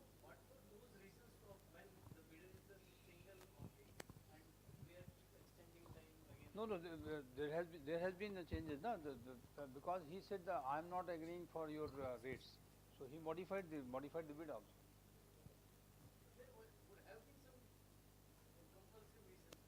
No, see, you have decided that 2 years earlier that you want to change the tubes. 2 years you are taking, and then you are the specification was for EBW tubes. Now that is only one supplier. Then later on they said no, now it will be TIG welded tubes. So this has been so many this thing, and they never consulted in the adjoining companies or adjoining manufacturers how they are doing, and that resulted in the system. And then what happens in the government? If it is not suiting to me, so I will keep on hindering on that. All right. So that is what has happened. I think somebody from. Sir, two things I want to ask. First thing is that as it is clearly mentioned that after opening of price bid, terms and condition cannot be changed. Right. Okay, but prior to the opening of price bid, let's say in the techno-commercial stage, can it happen? Can it be done? First question. And second question is that regarding we are dealing with proprietary and OEM suppliers. So we are procuring it on single nominated basis. Actually, those before placement of order during the proposal state, what we has to assure the reasonability on the prices, what they are asking, what they have quoted. Thing is that we are asking them some internal document like order copy, price list, some standard catalogs. But what they are simply saying, some of big OEMs also, what they are simply saying, this is our internal document, we cannot share with you. Yes. Okay. So I want to just ask, is there is any specific reference available in GFR or in the CVC guidelines, which we can quote to them and ask them those documents in reference to those guidelines? No, first question basically what you are talking about the quoting of this thing. Basically there are no specific guidelines, or you cannot put forth the CVC specifically mandatory for the proprietary items. Is there? And the first question was of yours regarding? Regarding changes in terms and condition. The changes in terms and conditions cannot be made once you have floated the tender, maybe even the technical bid. Okay. Because the financial bid is also coming all together along with the technical bid. Okay. Only the technical bid evaluation is being done, and then afterwards the financial bid is being opened, but it's not like that you can make the changes, because he has already submitted the financial bid also. And if you are going to change, then you have to give the option for others. That will happen, right?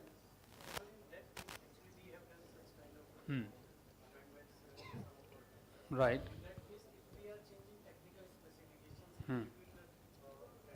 Yes, yes. Then you have to ask to revise the financial bid for everybody. But there again a question comes, that's very right. Somebody might say that if you were to change the technical specification, I could have also participated. I could have also, because you were having some technical specifications which were not suiting to me, therefore I didn't participate. But now you have changed the technical specifications and you are getting the revised financial bids from the already the bidders who have already submitted or shortlisted. So that question will also come. And then same situation what Mr. Sharma was telling, even in that situation also the Competition Commission can be referred that look here, because this organization has been modifying the terms and conditions, technical criteria, qualification criteria at a later stage. So that has to be there. Yes.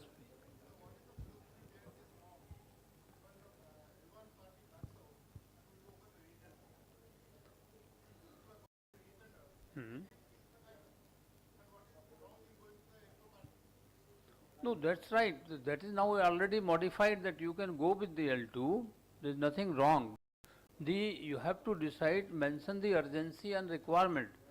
Definitely there is a time overrun, because if you are rejecting the tender and recalling, then there will be a time overrun. But how much urgency you have shown to your procurement process? It should not be like that you just keep on lingering the decision for deciding a contract and then you say that it has to be there. Mostly what happens in a number of cases that if after the bids are received, we take long time for deciding and awarding the contract. Even sometimes a year.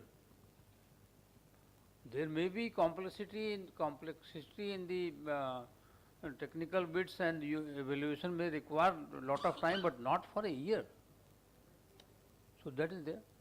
Sir, is there any problem if L2 vendor is agreed to do the work with L1 price? Basically, with the change scenario, you can say yes, but earlier you see what was happening when Mr. Vittal has put this condition for L1. What was happening basically that he said that PSUs, they are telling that I like the face of L7, so therefore I am going to ask L7 come at the rate of L1, and he was willing to come at the L1, so I am awarding to L7. What's wrong? So that was the reason that there was a total debate. It's a huge. I have gone through the whole files. While L1 was the commission was not agreeing to that, only L1 has to be done. Any vendor, suppose there is a 10 bidder. Right. And L1 bidder is not agreed to do the work at this price. And if any of the bidder is agreed to do at the rate of L1, is there any wrong? There is nothing wrong. There is nothing wrong, but that is what I am telling you, that I like your face. You are the L2 bidder, so I will call you and force L1 that you withdraw, or you say that I am not able to do it. That is the issue basically. That was the issue which has been. There is no financial loss. That is very much there, but you are definitely favoring a person, L2 or whichever.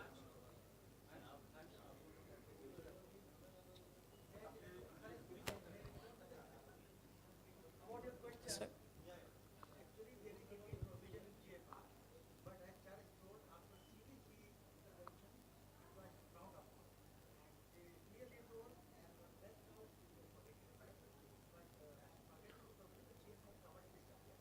No, but otherwise, you see, if there is a urgency, you can definitely go for it. There is nothing wrong.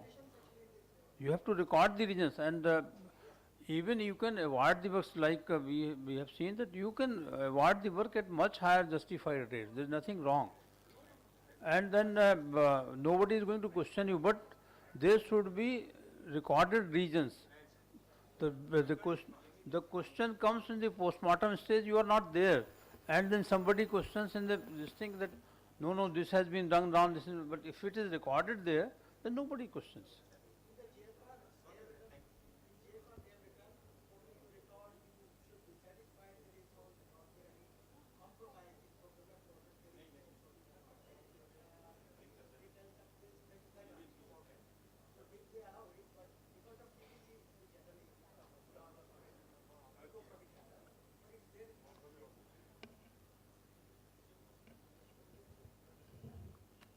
Yes, please.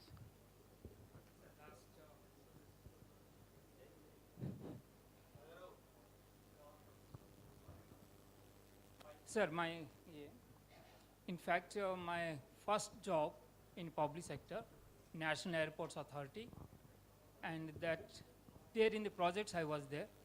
Conveyor belt was one of the major projects we have taken up, and that is a failure project. The failure is again, after that I realized the specification stage itself, the drafting is definitely in favor of certain companies. So that is one observation. Next one, the selection criteria itself, that was in early 90s. It is not so proper. That time, of course, I am not knowing much, but later I realized These are the major aspects happen to favor to somebody. Yes. That's a failure. It is not happened. Hmm. Then after again, audit happened. The 2 years lapsed. That is not done. Then audit also have come. Many times audits every years used to come. Audit has come. Auditors also knowing the fact, not recorded the truth, and their collusion about the officials again. Audit also colluded with the officials. Yes. So the fence is eating out the harvest. So that is the stage. That is one example. That is after that, of course, all my 30 years later on, my experience in private sector. Private sector also, how it happens, I'll tell you, because you are referred to the M junction case. Exactly, that is the case. Again, I will take up. I was working in a Jindal Steel and Power. There we have taken the transparency model because it is suggested by E&Y. Then we have taken that model. Then reverse auction we have taken. And the platform we have taken from the M junction. And Yes. in fact, it is a wonderful platform, not like what you have described, but it's a very wonderful platform of the reverse auction. And every vendor is not known to other vendors. Yes. And they are given a unique code, and they had to participate in a bid for slot, just a 45 minute slot. And there always it's lesser and lesser prices has to come because we are the buyers. And transparently it happened. 6 months it went well, and we thought it is a very good experiment. But later on, because in steel industry, the materials are mostly raw materials, and we are procuring repeatedly, and again the collision happened. Transparency again started as collision. That And is it's a what. failure. And one more example I'll tell you. I was there in Aditya Birla Group. In the Aditya Birla Group, as a transparency procedure, in the project I was there, we had to bring the pre-bid conference. And pre-bid conference become another platform for collusion. Because otherwise, the vendors had not known who is the other vendors quoted. But when we bring the pre-bid conference, all the vendors are come in the same Yes. place. Yes. Yes. Everybody is known to each other. The collision started. So when we call one side transparency, other side collision. Other side happens. collision. Right. So like new technologies are adopted, M junction, That's right. digitalization, but it is a failure. No, I will just share with you my this thing. What has happened that one vendor who was dealing with the e-tendering system, he quoted a very low price for getting the e-tender processing done. Afterwards, we came to know that he was giving the key, digital key, to the other persons. He said, I don't need, if you give me 10 paisa per tender, e-tendering process, I will be happy. Then we said, what is wrong? There's something wrong, that how he is doing this, all such a huge system he is using and everything. Then later on we came to know that he was involved in that. All right, you have got the.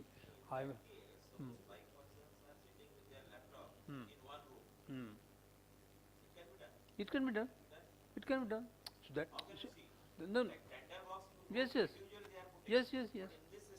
You cannot. That. Most of the time this. That is there. I think this is the last question. So. No, I in think. case, No, please.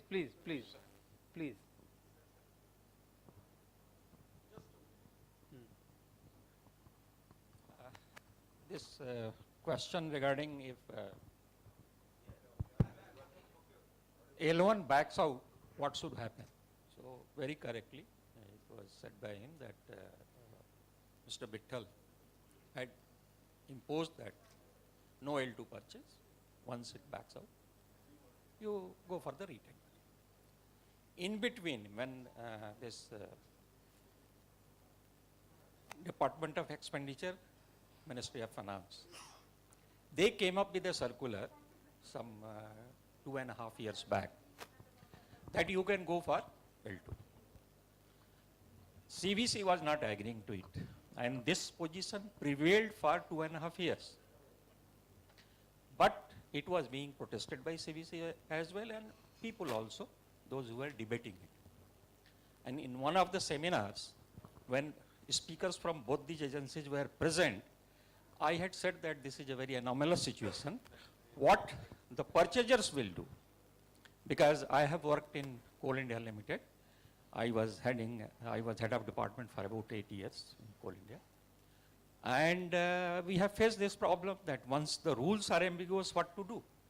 So we had found our own way of handling it. We were asking our management to take a stand that, okay, which to follow if it is anomalous. So that is a different story. To conclude, to the best of my knowledge and my memory as well, because I have read the circular, in April, this point has been clarified that once L1 is backing out, you have to go for retender. Thank you. Then this is the last question. There is no other question. In case you have got anything clarification, this is the high tea break, and during the high tea break time you can interact, and even thereafter if it remains, I will circulate his email ID and you can contact him, because we are running short of time. Please be cooperative. Thank you so much. Thank you very much. So all are requested to join the high tea, please. And again we will come, the high tea we should not take more than 15 minutes I think, and please do come back.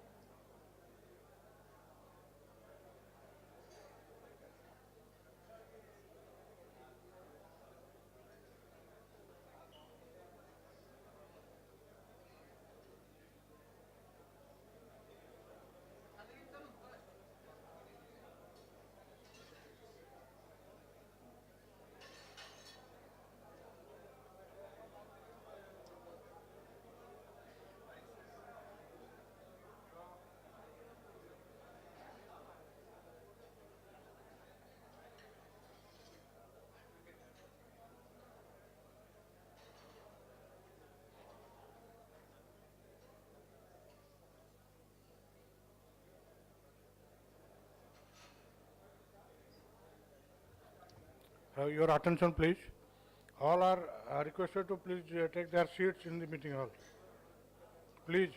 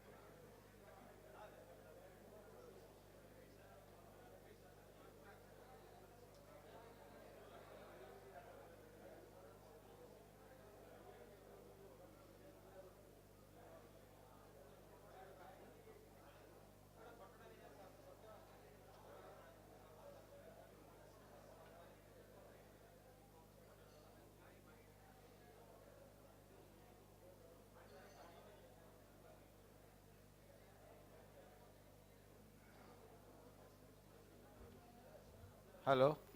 We have now 2 technical sessions. So the questions and answers will be after the 2 sessions are over. And let the questions be very precise. And in case any further clarification is there, we'll have very informal get together at the dinner time. It can be clarified. In case still there is a clarification left, then either they can anyone can refer to me or directly to the Honorable Speaker through his email.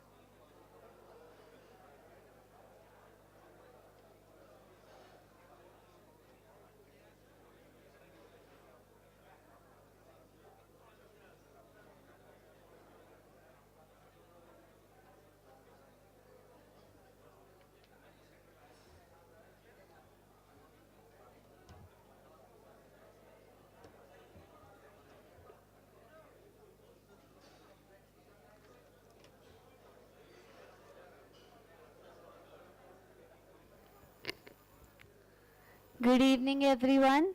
I hope we are settled down. I'd like to thank Sir for the vibrant Q&A session and his valuable insights on public procurement. Sir, your in-depth explanation on Commission guidelines on transparency were a real eye-opener. especially the part about prevention of undue advantage. Now, let us move ahead with the session and welcome Sir Dr. Ashish Kumar Pani, Dean of XLIR Jamshedpur, for his speech on digital transformation and supply chain management.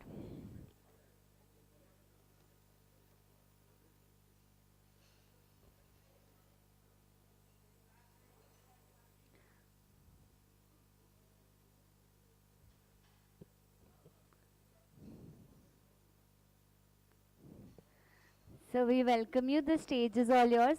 Also, for any questions, please wait for the Q&A session that will happen after both the speakers have finished their presentations. Thank you.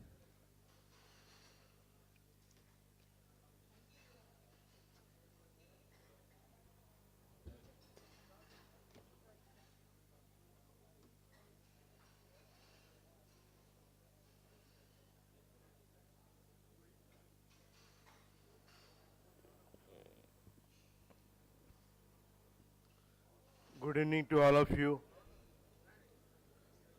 So hopefully after coffee, people are awake to listen to me for, I was in a business school. Our sessions are typically 1.5 hours. So I prepared accordingly, little longer sessions, which Dr. Swami told me, but after listening to all the speakers, I have reduced it to much smaller so that you will be happy.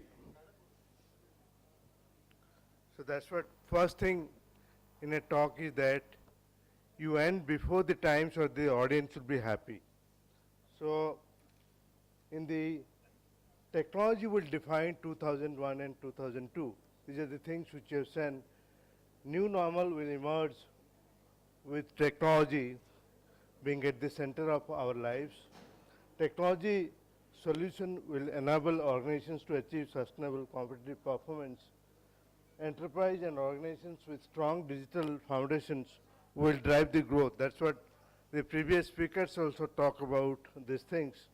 So the most catalytic role in the disruption will be played by technology relating to digital transformation. That's what my theme of the topic, and this is the theme of the seminar also. So I will continue that the future will belong to organizations that are experimental, agile, innovative, and resilient. Technology will be enabler. That's what I was listening to all the speakers, all the audience questions, that transparency and many other things which we want to check with developing a system. Of course, we have technology available now, which it helps us to make it transparent, but we have to change ourselves. Technology will be enabler.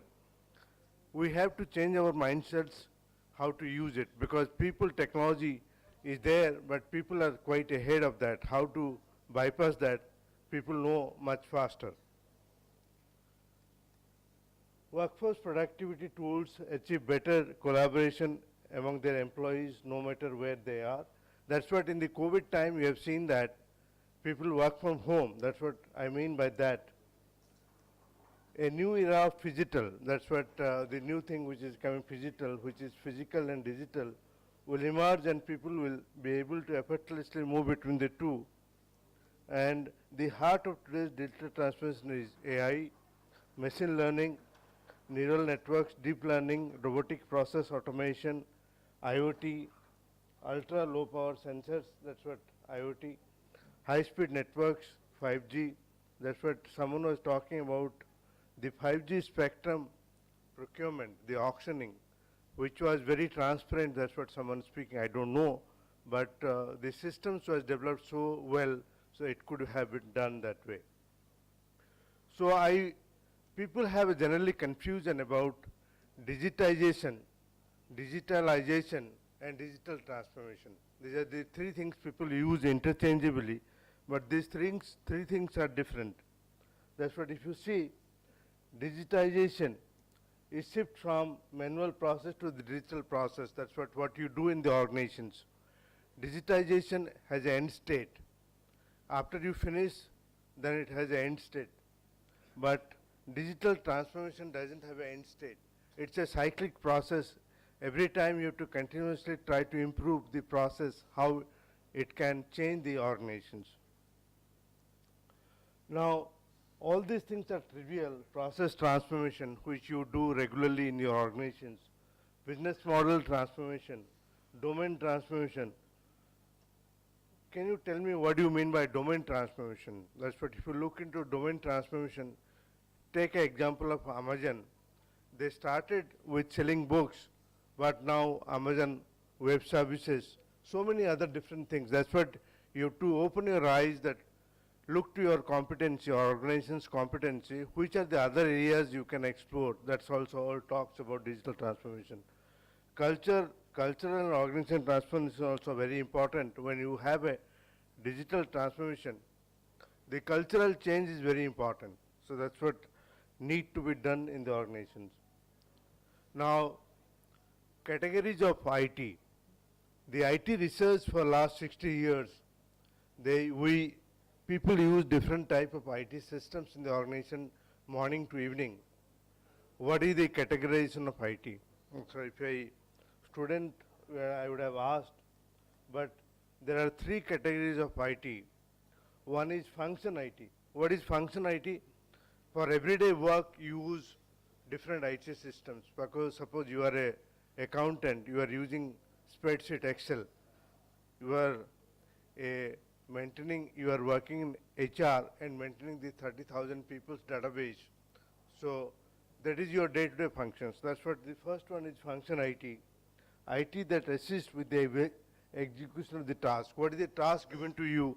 How you execute that?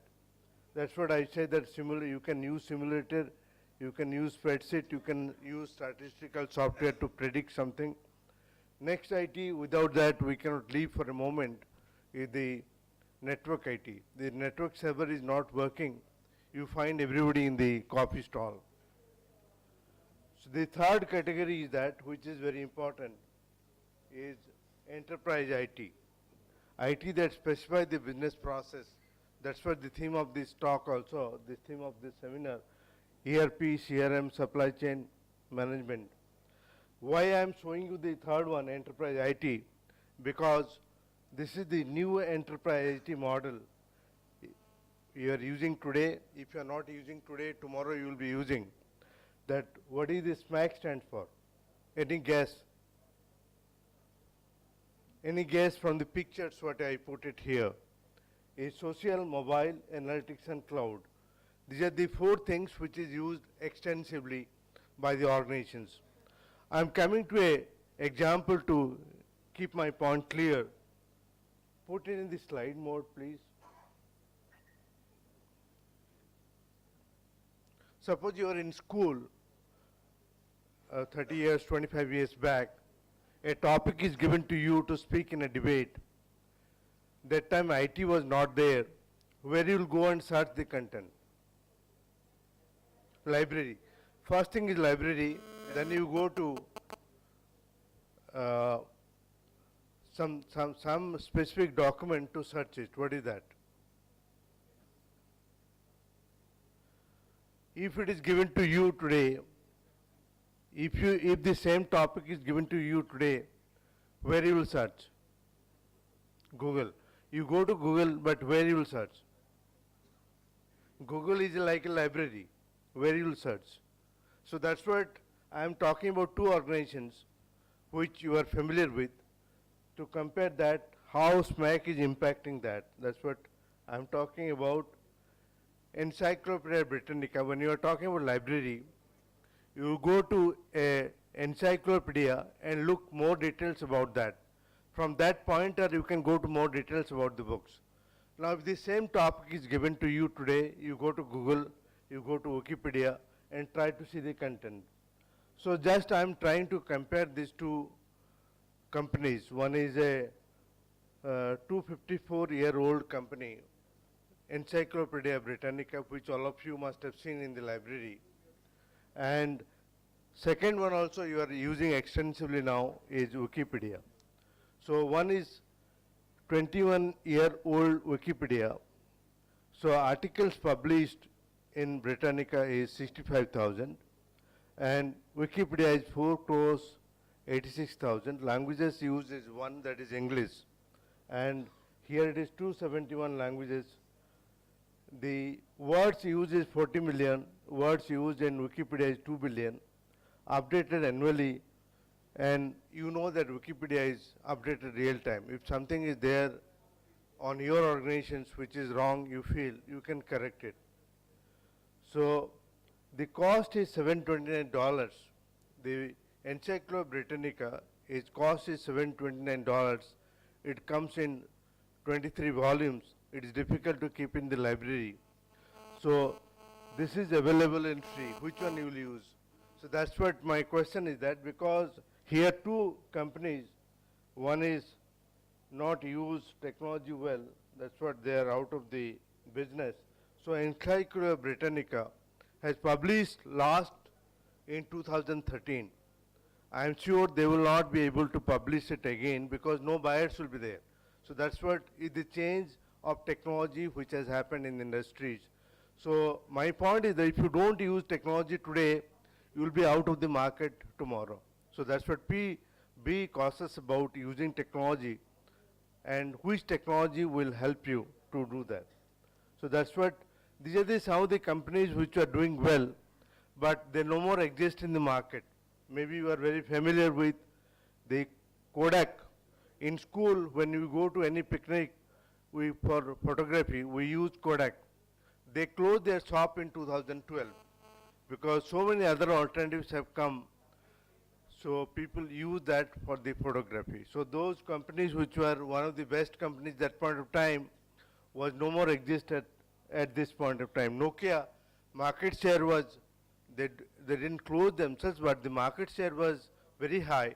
Now it has gone down because of so many other brands have come. And they use technology well. That's what I say that they got smacked by the technology wave. That's what the technology they have not used. So here I will give an example of a ICICI Citibank, which all you are familiar.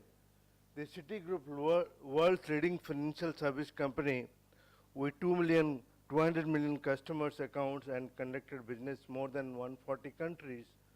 Technology they've used is social, mobile, analytics, and cloud. What are the things they've used? The changes done is that connected with customer using social media, that is Facebook. The enabled mobile and tablet banking, which all of you now use mobile to do transaction with the bank.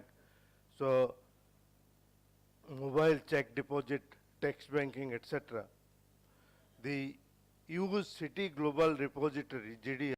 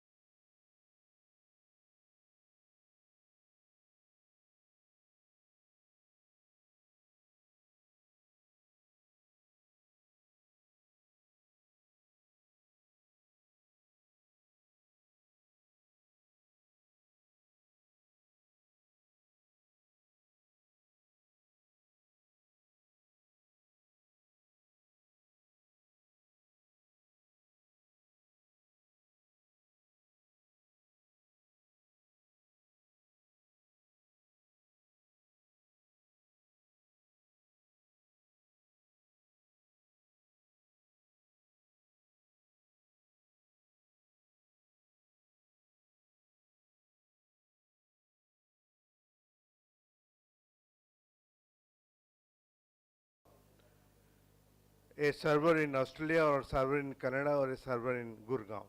So that's what is the Google effect. Next one is that the Skype effect. When I was studying in IIT Kharagpur, we used to go at night 11 because the call rate were 1/4 at that point of time. So that PCOs you find lot of crowd at that point of time. But now, because of the Skype or Zoom or Google Team, all these things have come into picture because of the COVID. Now free communication, depth of distance. That's why if you are calling for 50 kilometers and 500 kilometers, the rates are different. Now nothing is there. So the depth of distance. The Facebook effect, the virtualization of the human relationship. You have not seen a person from New Zealand, but you develop friendship with them. And you must have seen in the newspapers that a lot of marriages takes place even if not seeing that person, who developed relationship in the Facebook. Now, suppose you are a big brand, you have advertised for a particular position, you get 2 lakh applications. Now, when you get a 2 lakh applications, it is very difficult to shortlist 200 people and call them for the interview. So that's what I'm talking about, LinkedIn effect. You go to LinkedIn, you try to see the profile of the people who fit into your current job and call 200 people and select 20 people out of that. And finally, I'm talking about Amazon effect, the virtualization of the customer experience. You have never seen a salesperson of Amazon, but the total experience from this time of selection of a particular product to delivery of the product to you is excellent. So that's what I'm talking about, Amazon effect. So these are the things you must have seen. So you have to lead digitally. Are you ready for the second machine age? First age, I'm talking about the industrial revolutions, what we have seen. And second machine is the digital revolution.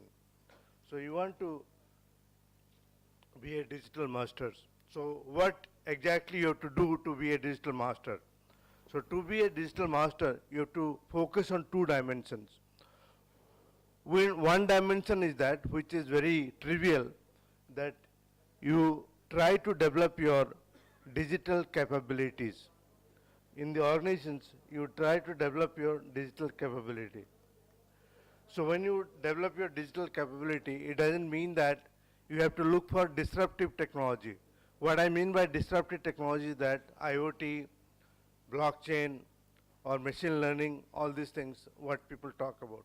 Even if with the conventional technology also you can disrupt, like your networking, your database, all these things, all the big names you must have seen, Airbnb, Uber, all these things people have used the conventional technology to break even. So that's what the other capability we need is that, which all of you do now in the organizations, that is more important in the digital capability, is that leadership capabilities. Because the leaders do a change in the organizations. That's what the leaders has to drive the digital transformation in the organizations. So if you do one, you will get a partial advantage. If you do both, you get a full digital transformation in the organizations. Each provides a partial advantage. If you taken together, they combine to give digital master. If you are a digital master in your peer, you will be doing better than your peer. So that's what my point is. So what are the, if you look to the quadrant, you can feel that where your company belongs to. First one is that beginners. The beginners, what they do is that they don't do anything themselves. They will see that others will do, achieve success, then they will go for that. They will not experiment. That's what initially I was talking about, experimenting. So they don't do experiment, they just wait and see. So that's what I see, that wait and see strategy they do. I don't know whether you are able to see from the back. Opportunity, they will say every time, opportunity is right for others. Opportunity is right for Nelco. It's a big company. It's not for me. And regulation, privacy issues. Every time they try to defend it. Why? Some selling that regulation will not allow us to do that. Like for example, I'm talking about the patient information for a healthcare organization is very important. They cannot diverge to outsiders. They will misuse it. So any healthcare organizations, they will first say that if you try to store the patient information in the cloud, it may be compromised so that others can come to know about it, so we should not go for it. The other thing is that fashionistas, the second quadrant is fashionistas. From the name itself you find out their fashion is to buy everything new which comes to the market, but they don't use it properly. So that's what is that. They buy every new thing comes to market, lack of strong digital leadership impairs unified view of operations. That's what they buy, everything new technology comes to market. Blockchain is there, IoT is there, machine learning is there, AI is there, but they don't integrate well to use it effectively in the organizations. The third quadrant is conservatives. As from the name itself, you can find out that they are very conservative in implementing a new thing comes. If a technology is there which has 95 positive things, 5 negative things, they will focus on the 5 negative things. They will not look about the 95 positive things. They will see that 5 negative things and they will not go for that technology. So that's what I say, that excess prudence prevents to implement a new technology and have digital leadership capability. In this access they are good, but find it difficult to mobilize the management to go for new technologies. But the major thing they talk about digital master there, which expect to be that exploring the digital advantage, that both the dimensions which I talked about, leadership capability and digital capability, you have to improve so that you can gain the full potential of digital transformation. So, can you take just 30 seconds and try to find out where your organization belongs to? Is it possible, is it visible to read or not? Not. So we'll go to next, that building digital capability has a big advantage to you on improving the customer experience, improving your operational processes, and changing your business model. So this is the 3 benefits you get by building the digital capability. You improve the leadership capability, it has areas which has an impact your business, is that they turn digital investment into digital advantage, and 4 key of leadership capability is that digital transformation starts when you create a transformative vision. Engage your employee to make vision into reality, because it's your employees who make the transformation journey. So you have to take them with you. Establish a right digital governance model. In the traditional model and in the digital transformation model, as I said, the culture has to change. So that's what the last one is, that building technology leadership capability. So that's what very important to look into that. As the theme of this topic, which is discussed in this seminar, is digital transformation and supply chain management, I will just focus 2-3 minutes on that. That all of you know that people are talking a lot about blockchain. Blockchain is an application which will help you to, that's what morning we are talking about, in the afternoon we are talking about the transparency. So blockchain is a technology which talks about, the third one is transparency. It gives the transparency to the organization. That's what decentralization, immutability and transparency. I'm not going to the detail of that. So these are the blockchain in nutshell. That's what I talked about. These are the things which has advantage. So what is the impact in supply chain? All of you know that the tuna fish which most of the doctors ask to you to take, so that's what the supply chain of tuna fish, I want to show you how blockchain is able to protect that supply chain. So this is the problem in the seafood industry, mainly specific about tuna fish. They catch different fishes, they mix with that. What you get from the shopping malls, a tin of tuna fish, that's not actually tuna fish. How they protect it, how they defend it like this, the supply chain of this by blockchain. So 59% of fish sold as a tuna in major US cities was not actually tuna fish. So I will not go into the child labor and other things in the seafood industry. That's another problem. But if you look to the, maybe you will not be able to see that seafood caught by the fishermen tagged with IoT. Which part of the world it is caught, IoT is tagged to that, and it is sent to the main point. Sensors on the seafood information in real time about the location, time, date to the blockchain. The blockchain knows that which part of the world it is caught and how it is warehoused. All these things, detail of the information is stored in that blockchain. The blockchain company, there are some important blockchain companies, IBM Food Trust, Provence,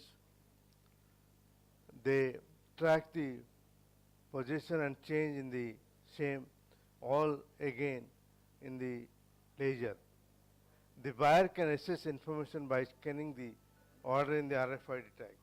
So whenever you go to a market to buy a tuna fish, you go to a shopping mall, you get a bottle, a tin of tuna fish, you can scan it in the smartphone. That's what someone is scanning in the smartphone. You can get the route of that, where from it is caught, where the fish is collected, how it is processed, how it is come to market, that all details are known. So this is not only food industry supply chain, but in the diamond industry also it is used effectively.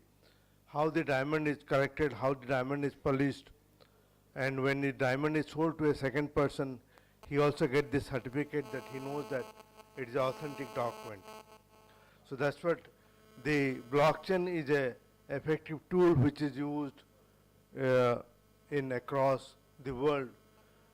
Walmart currently running a pilot project using blockchain technology among the shrimp farmers in Andhra Pradesh.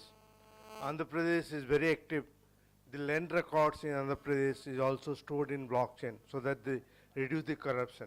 That's what in the Chandrababu Naidu's time, one of the startup company, Snapper, they have given the idea to Chandrababu Naidu and he has used it. And all of you know that how fraudulent transactions take place in the land buying and selling. You don't know whether you are buying an authentic plot of land or not. So that's what that is used in Andhra Pradesh now. If it is effective, possibly all the states will use it across the country about the blockchain. Even the DigiLocker, the government has created a DigiLocker where you put all the important document, you can access to that document. But that time the government has created a DigiLocker, that time blockchain was not very popular. Suppose a hacker get into the DigiLocker, he can change the content of the DigiLocker. So that's what if it's stored in a blockchain, then no one can enter and change the document. So this is what I wanted to share with you.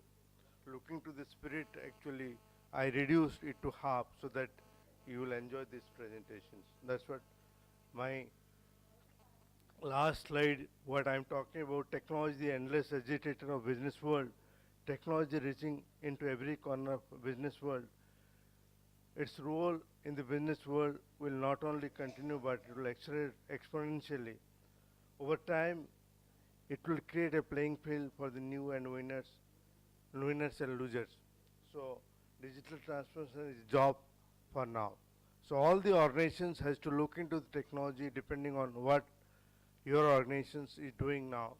You have to see the choice of technology which will help you to grow. That's very important. The selection of the technology for your organization is important. Thank you. If you have any questions, you can ask me. Of course, I have reduced the talk to half during your coffee time. I have reduced the number of slides because as I said, teachers are used to talk a lot, so that's what they don't stop. So if you have any questions, you feel free to ask me. I'll be able to respond to that because I'm working in this area, of course not digital transformation in the IT area for last 20 to 22 years.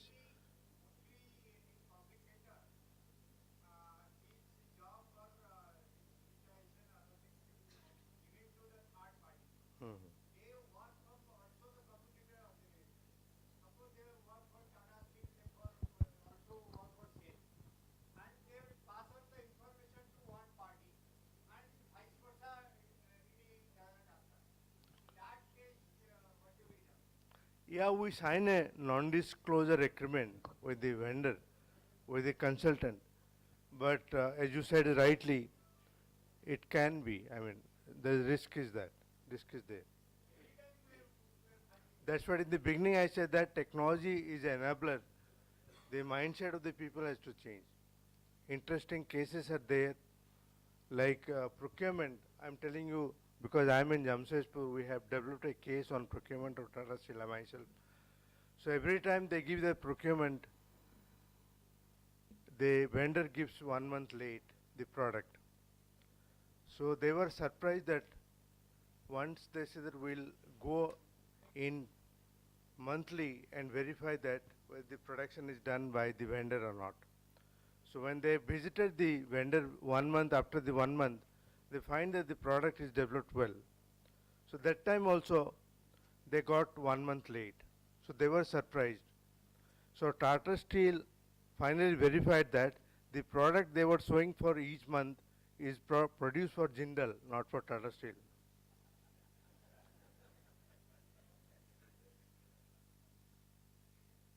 Any other question?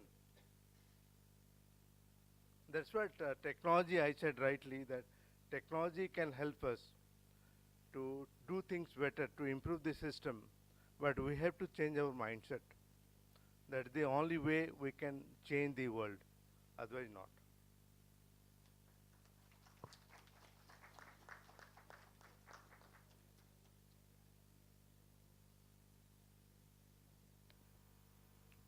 Thank you, sir, for your valuable insights on digital transformation.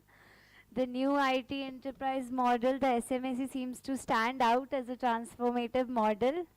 Apart from the plethora of tech know-how and enthralling pieces of information about blockchain, I now feel well equipped to use the buzzwords digitization, digitalization, and digital transformation correctly, in correct context. Thank you, sir.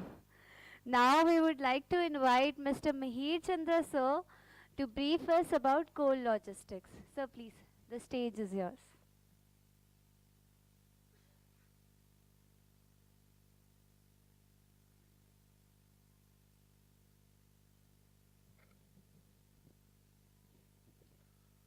Good evening to all of you.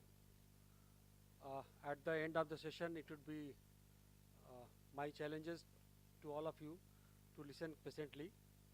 Though the subject is being little bit changed, I will speak on the other subject, which will be relevant to all of you in the current pretext. Let me first of all express my thankfulness to the Nalco branch IMM, Chairman Dr. Swain, respected our National President Sri H.K. Sharma sir, respected past President Sri G.K. Singh sir, respected Senior Vice President Sri J.S. Prakash Rao sir, our past President and respected seniors as well as colleagues and delegates. We have, our past speakers have talked about the transformation of the digital transformations as well as the public procurement policies. Transparency in the public procurement policy is one of the key issues which we have all talked about. We all are aware about the dealing with the procurement cases and how we deal with the procurement cases, what are the intricacies over there. We have discussed and deliberated about the catalyzation and collisions and the digital transformations to the such industries, which has taken place at now at stage. We have been working in the MM department and dealing with the all MM professionals over here. The e-procurement mode procurement is already been started long back. Now switching over to the GEM portal is now mandatory for the all PSUs and the government departments as well. So talking in that sense, it would be prudent to have a little bit background about the MCLs in this regard. I can apprise you about the MCL's procurement actions earlier in the 2006, 7, 8. We started the procurement actions, and now it has been 100% switch over to the GEM portal, almost, barring a few equipment cases where GEM portal is, our products are not available. Here, in respect of the public procurement as well as the digital transformations, we have switched over to the other issues also. Regarding the coal logistics, I have been given some topics from the Dr. Swai that will be better to interact with you about the coal logistics relevant to the Coal India. So first of all, I will attract your mind to say and feel, if you are surviving, if you are feeling comfortable, based on the power availability over here, think about Coal India.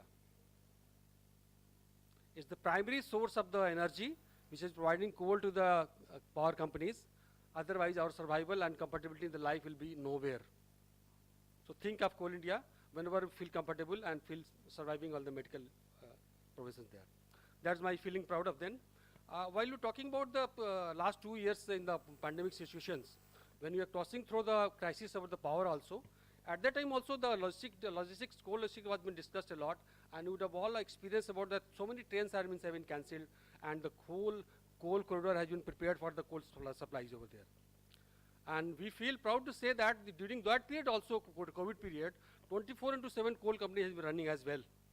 And all taking all risks from the COVID pandemic situations also, you are feeling comfortable at the home as well as in the getting treated at the hospital also.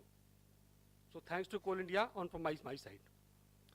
Secondly, regarding the coal supply logistics, I can let you brief about it.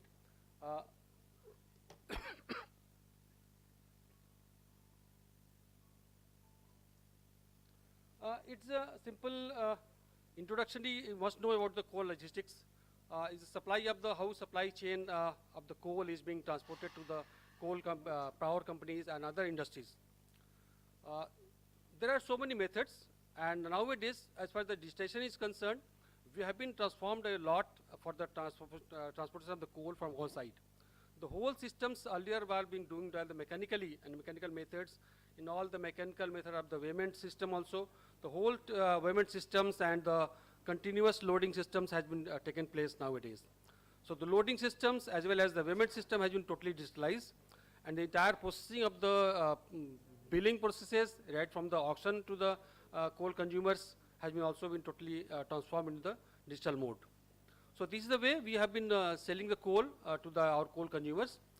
Transportation of the coal towards the various power plants as well as the various industries has been taken place from the three major modes. The major modes is the railway mode, which have been getting the railway tracks from the railway. You can feel that 700 million tons of coal, 700 million tons of coal per year is being transported from the coal companies. MCL as one company as a whole, 180 million tons has coal been transported in 1 year.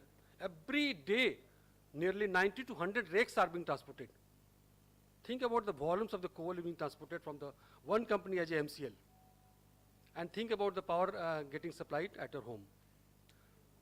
Regarding cost reduction of the coal logistics, though the railway is the cheapest way of the transportations, roadways is a little bit costlier, but nowadays different modes in the mixed mode as well as through the ship from some coastal areas, or through the conveyors or through the MGR, merry-go-round nearby the coal consumers. The coal is being transported through the MGR mode also.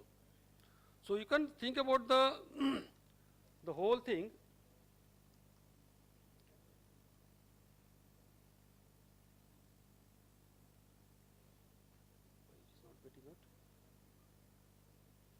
So modes of the coal logistics as a ship transport, rail transport, MGR transport, and the mixed transport, road, rail, always the waterways transports.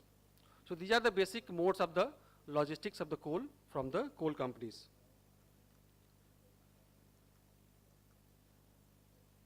How it is going back? it's not. Yeah, I can talk about the MGR modes. Here in the MCL, there are two MGR working over here. In the Lakhanpur area and the Talcher field also, there is two power plants over there, and the power is being coal is being transported to the merry-go-round.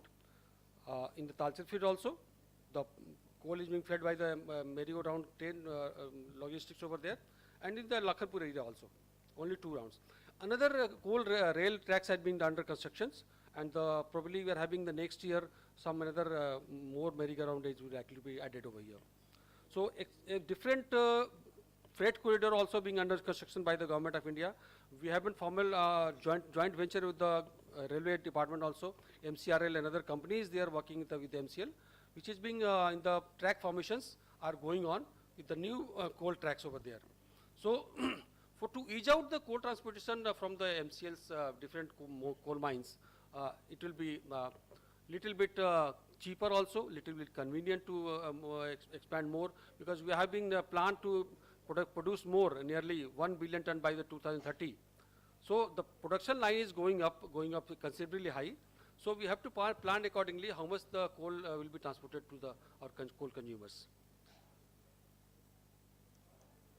It's going back. Why?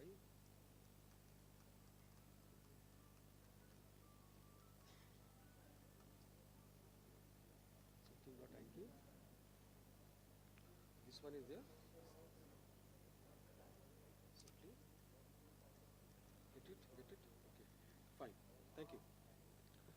So when we talk about the modes of the coal logistics, there are the 5 more modes over there, and the other modes are there. We are going on the way regarding the taking account of our all the eco-friendly and the pollution basis for the local transportations to our nearby areas.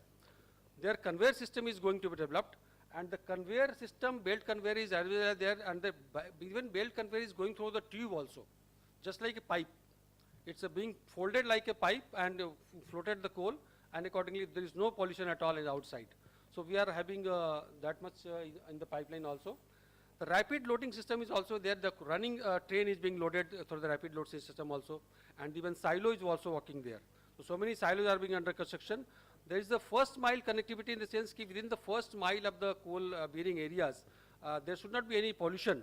So to avoid such type of pollutions, we have started construction of so many projects on the silos at the different coal mines, so that there will be least pollution in and around the coal bearing areas.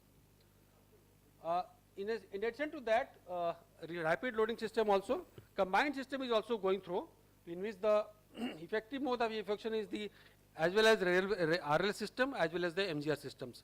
Merry-go-round system is going through all the round the clock, and even the coal loading is going on by the silo.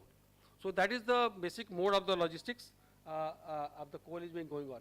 Now talking about the first mile connectivity, in the sense that there are so many projects are going on in the MCL, in which so many projects are being taken up, and we have to reduce the traffic congestion as well as eliminating road accidents also, and reducing adverse impact on the environment and health also.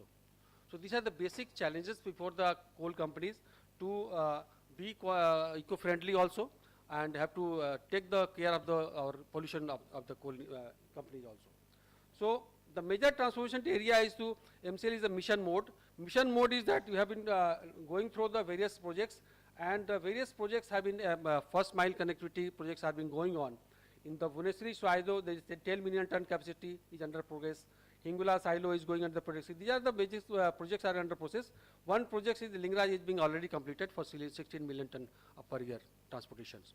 So by construction of these all first mile connectivity projects, we will be able to transport coals with easy mode to all the coal consumers, as well as taking care of the pollution of our health institutions. Now think about the total energy consumption of India.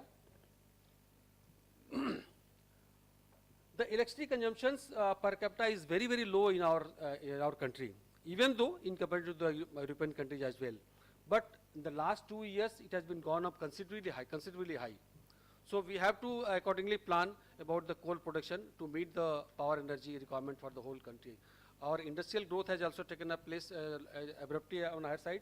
So coal supply to the country is now sourced to the 44% of the total, followed by the other renewable energies. Development of the solar plants and hydel power is very, very slow and very, very costly affair also. So still we are dependent on the coal's power energy. From the next at least 20 to 23 years, 30 years, the coal supply will be there. But we have a plan about the by 2070, there will be least power generation by the coal. So let's hope so to get the less carbonation and switch over to the solar mode or other modes. Regarding power consumptions, as I have talked about, it has gone up considerably high with the rapid growth of the industries as well as the our demands all over the country. Now you talk about the coal offtake regarding the different years.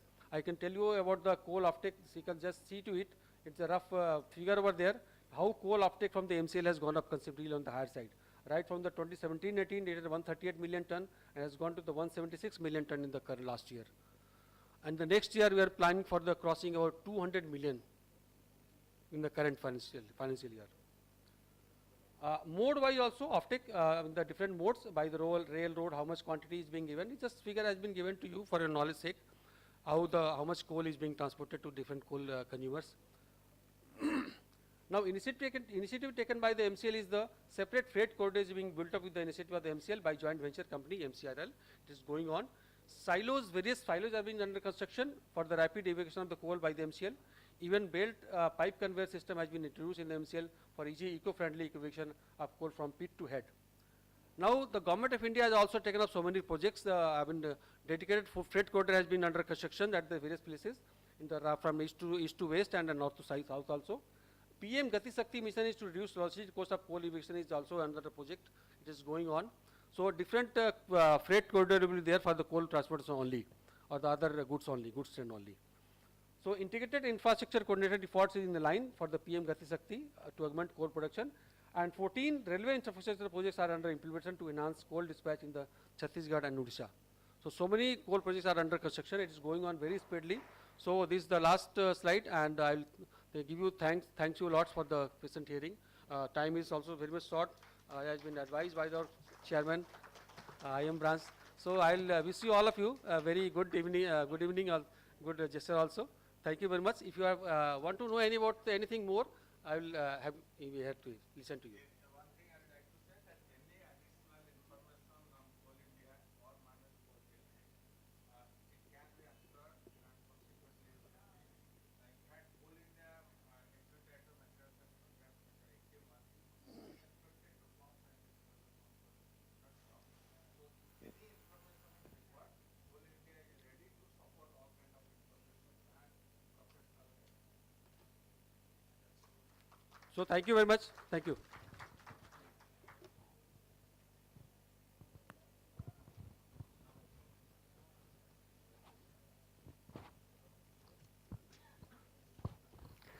I'd like to thank our esteemed dignitaries for giving us this successful seminar. Now I would like to request Mr. H.K. Sharma, our National President, to come up and distribute the award to the awardees. So please.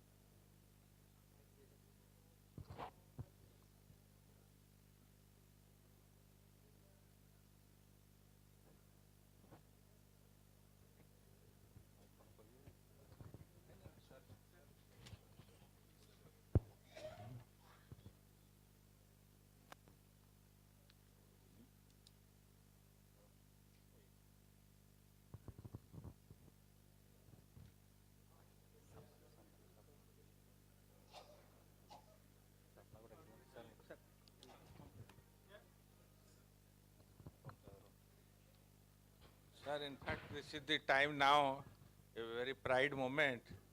National President will like to, in fact, confer President's Medal to very selective and those who have really contribution, not that others do not have, those who have really, I think it will be, everybody will be eligible, but in course of time, right now it is their judgment that who deserve to get the President's medal, President's medal in Odisha for this current year. Sir. Good evening, friends. As mentioned by Chairman Nalkunagar branch, it's not that others are not doing well or are not contributing well. That's not at all the case. But it is a very sincere attempt to recognize major contributions by individuals, by organizations, and these are appreciated by IIMM. And I therefore award for helping in an excellent manner this seminar first to a very, very energetic person, always available to Nalkunagar, to IIMM, to anyone in IIMM and outside, and making all-out efforts to make the presence of IIMM felt in entire eastern region and particularly in Orissa. So first I award President's Appreciation Medal to none other than Dr. Divakar Swai.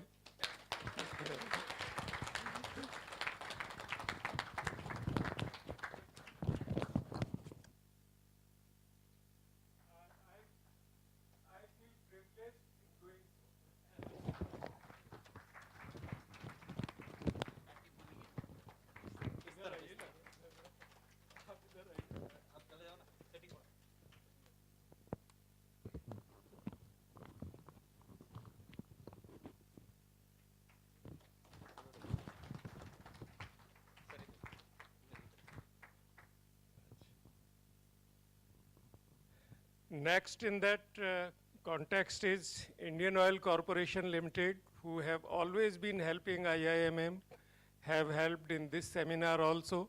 I would request senior representative from IOCL to Ashok Mishraji to please come, and Mr. Mahapatra to come.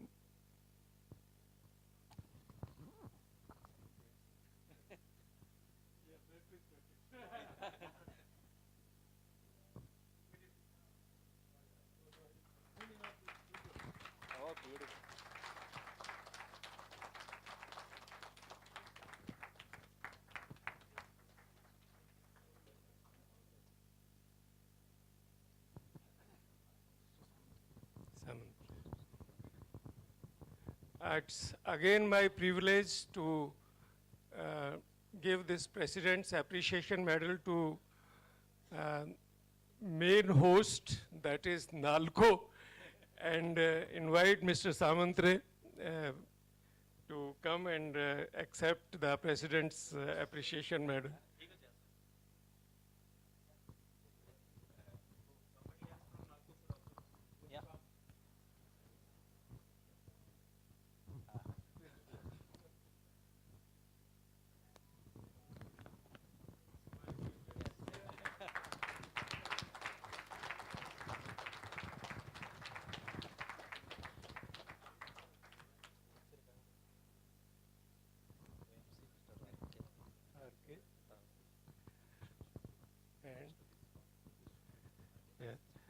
Next is Orissa Mining Corporation, Mr. Biswal and Mr. Das, R.K. Das.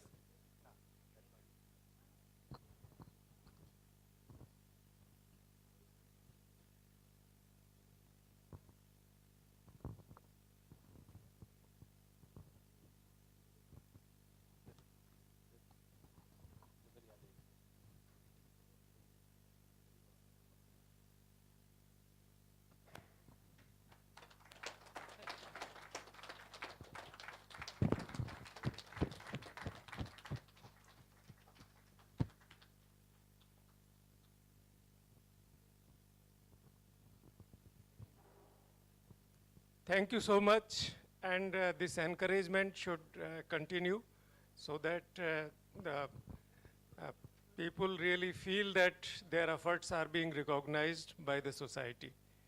Thank you. Thank you so much, sir, for distributing the award to the awardees. Now, I would like to invite the organizers team to present our esteemed dignitaries with the mementos.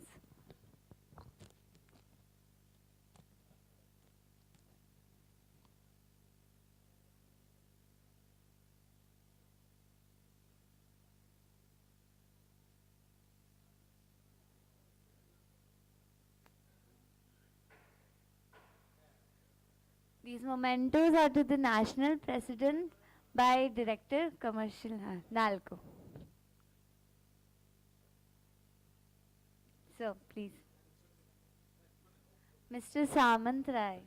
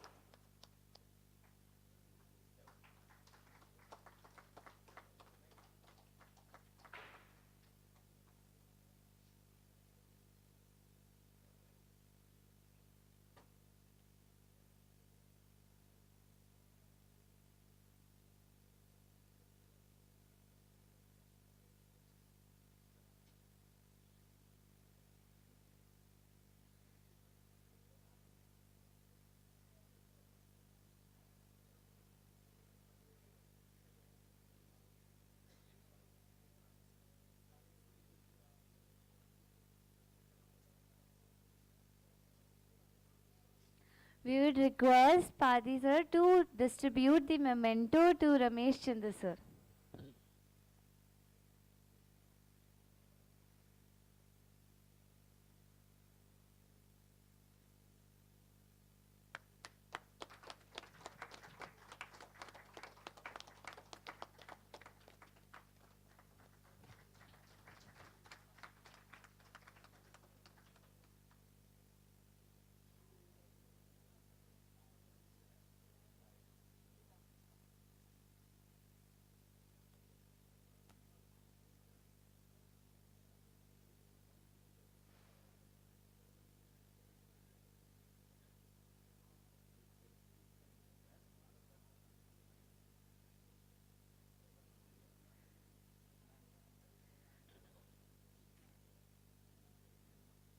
We request Professor Pani to receive this memento by Mr. Dibakar Swain sir. By Mr. Chakravarti.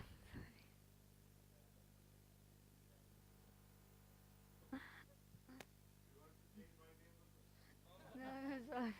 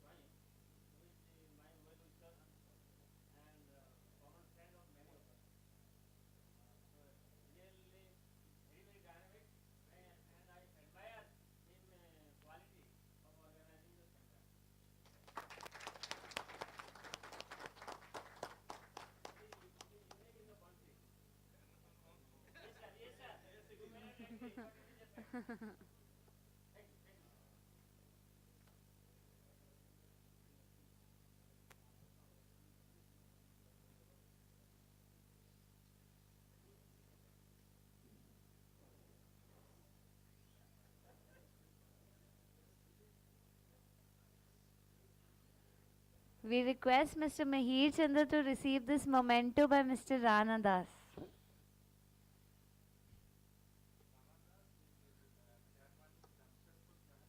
is successful and he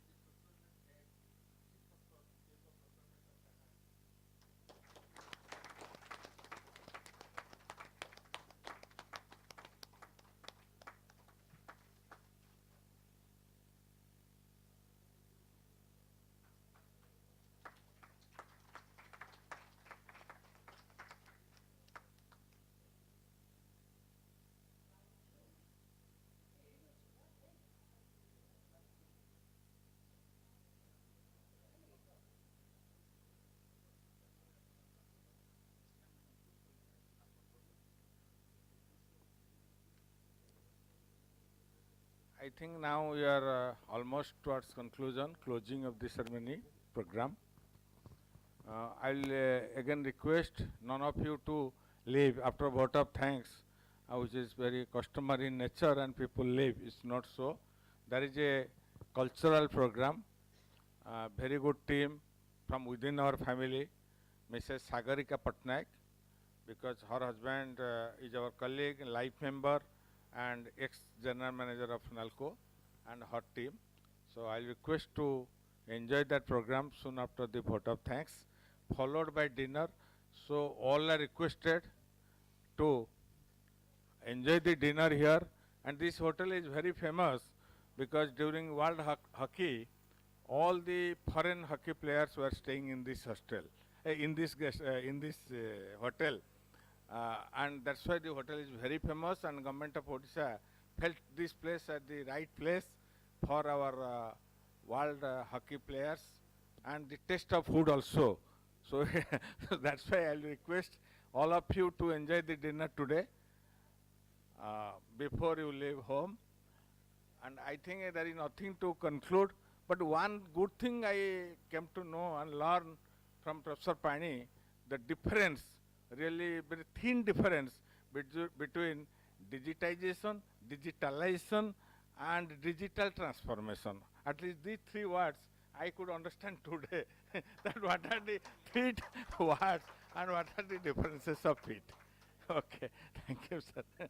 Okay, thank you all.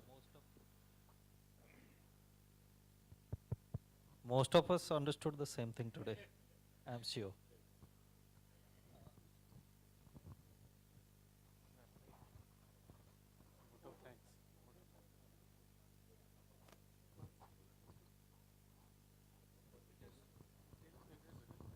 I would like to request Baghar sir to present a vote of thanks.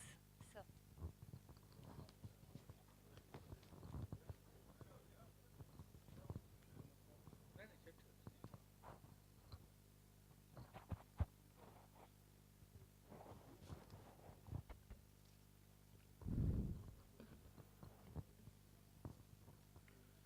Good evening, everybody. So we have come to the last agenda of the seminar, not the last agenda of the program. After this, there will be a small cultural program, then dinner, of course. First of all, I would like to offer my sincere thanks on behalf of this branch to our National President, Sri H.K. Sharma sir, who has come all the way to grace this occasion, and he has said so many good things about our branch and chapter. We will be definitely encouraged to work harder to make the branch better, sir. Thank you very much. I would like to offer my thanks to Sri Ramesh Chandra, former CT, CBC and member RERA, who has come all the way from Delhi to deliver his valuable talk on transparency in public procurement. The discussion was lively, and he nicely answered to the questions of our participants. Thank you very much, sir. Thank you. I would like to thank Professor Dr. Ashish Kumar Pani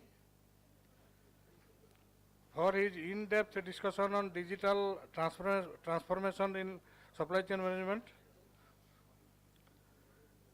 He has come all the way from XLRI Jamshedpur to deliver the talk. Thank you very much, sir. Thank you.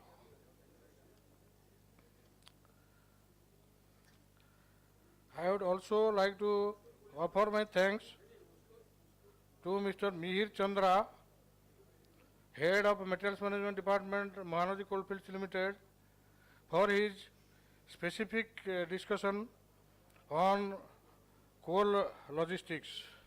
Thank you, sir.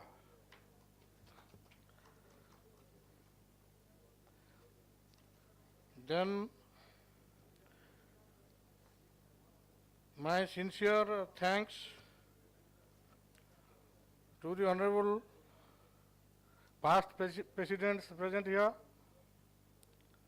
National Executive Council members, National Council members, and office bearers of different branches present here for remaining present throughout the program. Thank you, sir. I would also like to thank all the participants, delegates, and invited guests to make it here to join the program. Thank you, sir.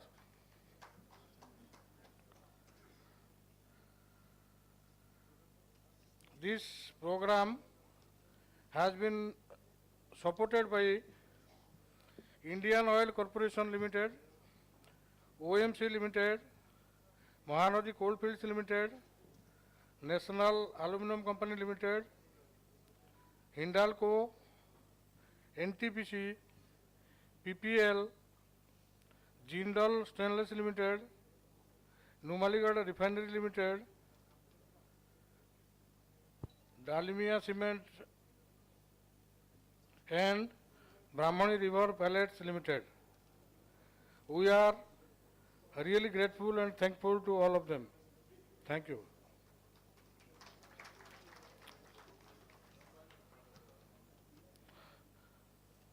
I also offer my thanks to Hotel Sandy Towers for providing us this excellent venue for conducting the program.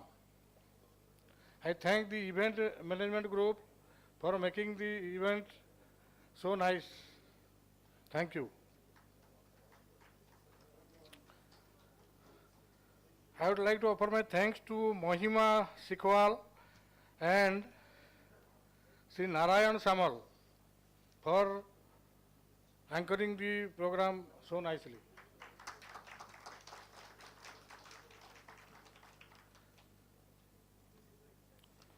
On this occasion, I would like to thank our chairman, Dr. Divakar Swami, for organizing this seminar successfully, almost single-handedly, with a very little support from all of us.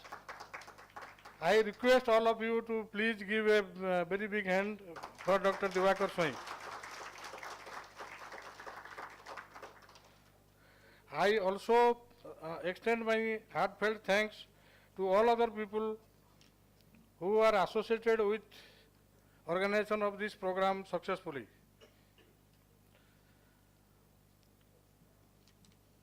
Just after this program, this seminar, let us enjoy the light music cultural program to be presented by Mrs. Sagarika Patnaik and her group. I sincerely thanks to Mrs. Patnaik and the group for their consent to entertain the audience with her melodious voice.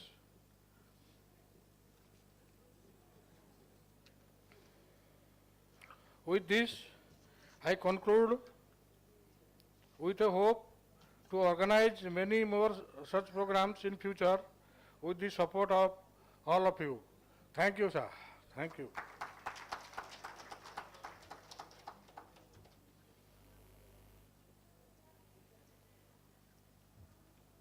Thank you for all the patience. We'll leave maybe after 2-3 minutes.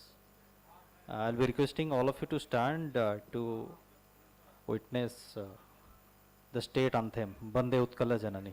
May I request all of you to stand, please. Thank you.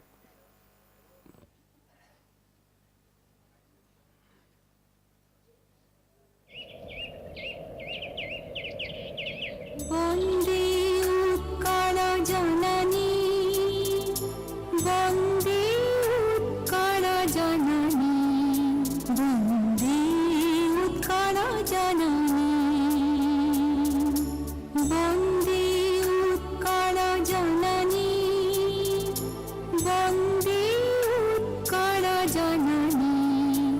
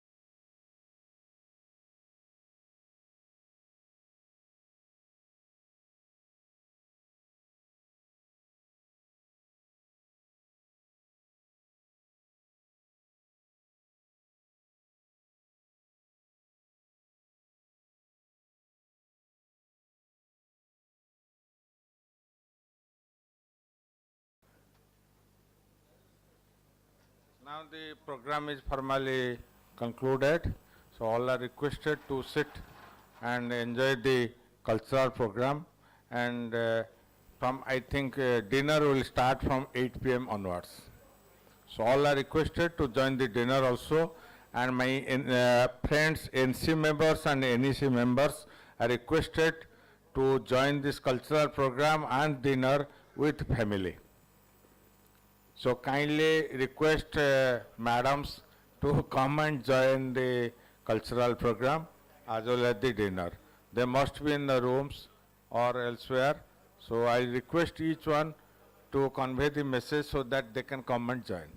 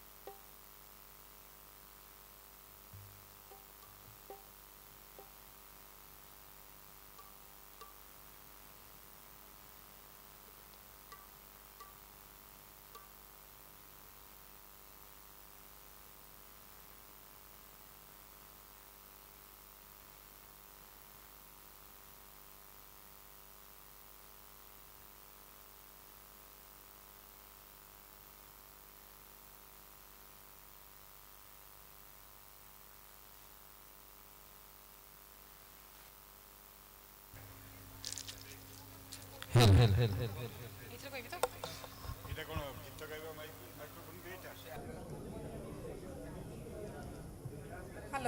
hello.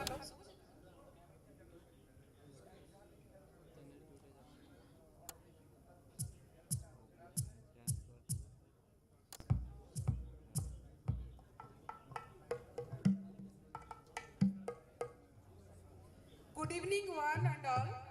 My name is Aarti Patra, member of IIM Nalkanagar branch, Bhubaneswar chapter. I got the opportunity to introduce our troupe, musical troupe, to our IIM branch and all members. After a long session, I would like to introduce all my members, musical troupe. First, I would like to introduce a prominent and renowned singer, Srimati Sagarika Patnaik, who is a playback singer of Odia and Bengali movies. She is a Sangeet Visarad in Hindustani classical and also an All India radio and Doordarshan artist. She has won several awards and felicitated by Governor of Odisha and President of India. We also have a well-known singer of Odisha, Mr. Samir Ghosh, will be presenting light song also today evening. Today, Srimati Patnaik will be singing a combination of bhajan and light song, and she will be accompanied by top musical accompanist of Odisha, Mr. Chintamani Mishra in keyboard, Mr. Basant Tiwari in octopad, Mr. Kiran Kumar in guitar, Mr. Kunuranjan in dholak and hanshoni, Mr. Ajay Chaudhary in tabla. Thank you very much. Now I'd like to request Mrs. Patnaik to please move on, ma'am, to start. Please.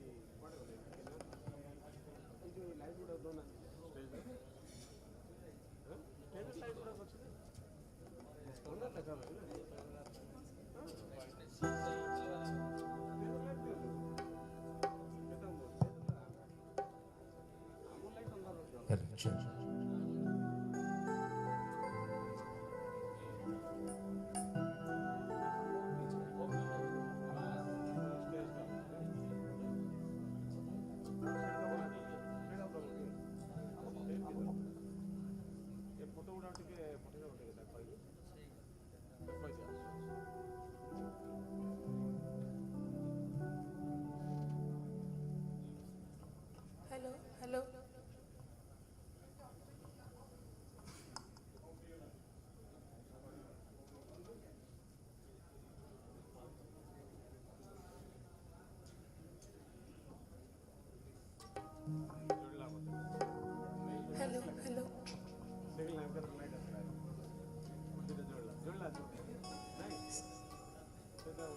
Good evening to all.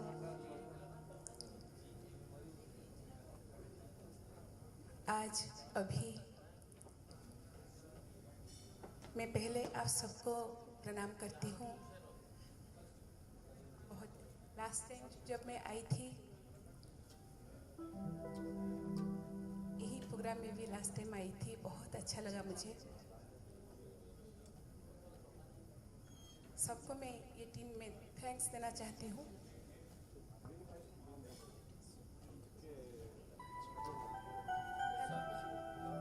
Hello. और मैं जब आप याद करके हमको बुलाए तो मैं सबके पास मेरी कृतज्ञता प्रकट करती हूँ। अभी जो मैं गाना गाऊंगी पहले ही एक भजन से शुरू करूंगी और आप सबका ब्लेसिंग लेके ही मैं गाना स्टार्ट करूंगी और आशा है कि आप लोग को सबको अच्छा लगे। पहला जो गाना है वो है, आप जरूर जानते होंगे, तोरा मन दर्पण कहलाए, काजल फिल्म का आशा जी ने गाई थी और यही गाना से मैं शुरू करना चाहती हूँ।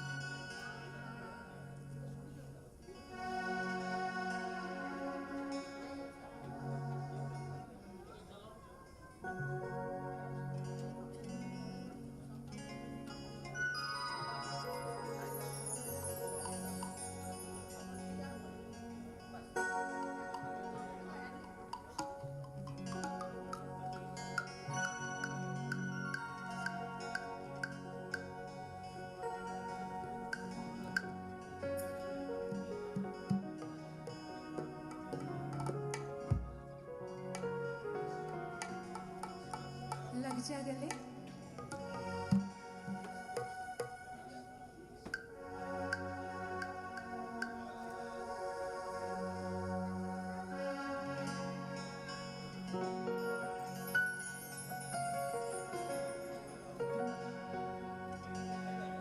लग जा गले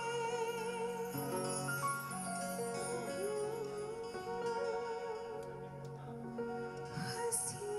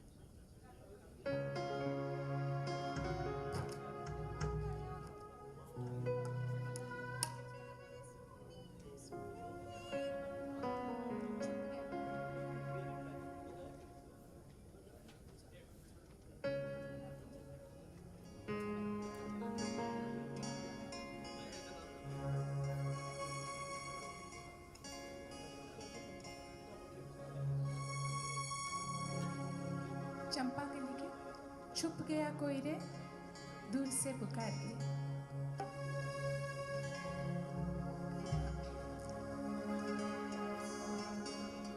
छुप गया कोई रे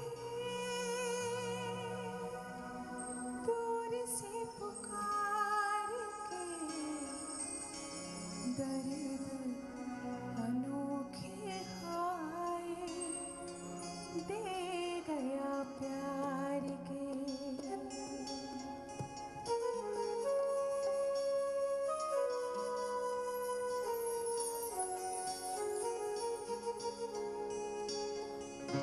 छुप गया कोई रे दूर से पुकार के, दर्द अनोखे हाय दे गया प्यार के, दर्द अनोखे हाय दे गया प्यार के। छुप गया कोई रे दूर से पुकार के, दर्द अनोखे हाय दे गया प्यार के, दर्द अनोखे हाय दे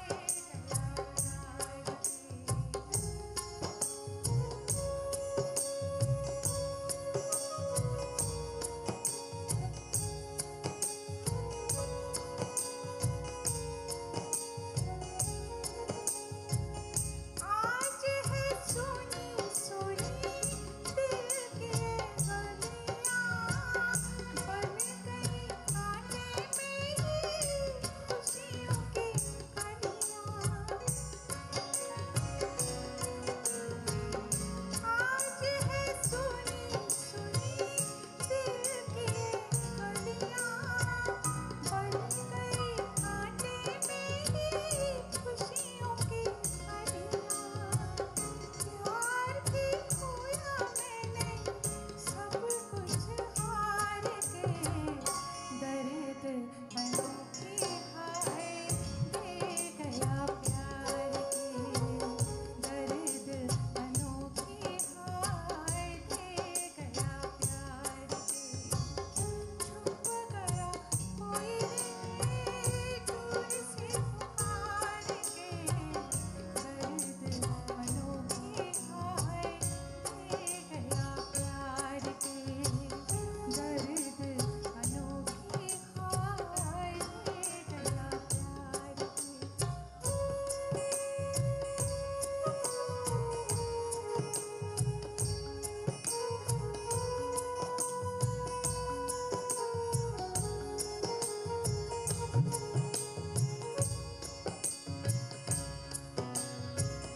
अखियों से नींद गई मनवा से चैन रे, छुप छुप रोए मेरी खोए खोए नैन रे।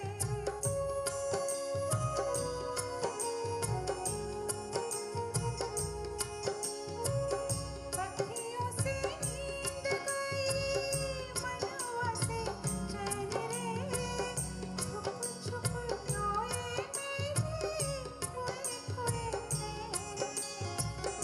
हाय यही तो मेरे दिन थे सितार के, दर्द अनोखे हाय दे गया प्यार के, दर्द अनोखे हाय दे गया प्यार के।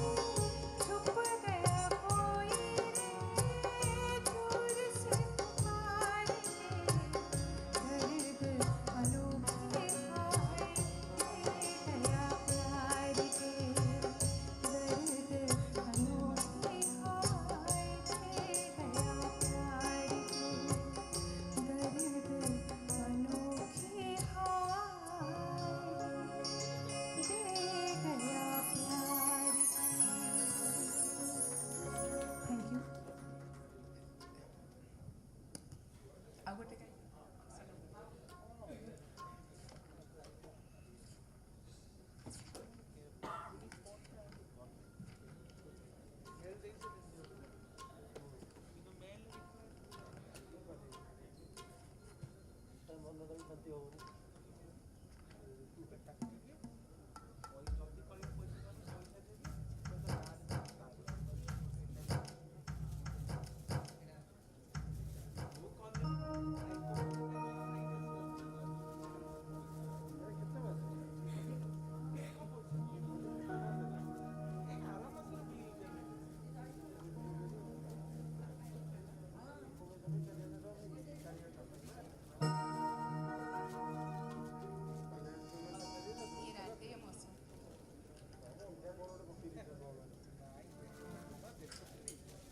ये रातें, ये मौसम, नदी का किनारा, ये चंचल हवा।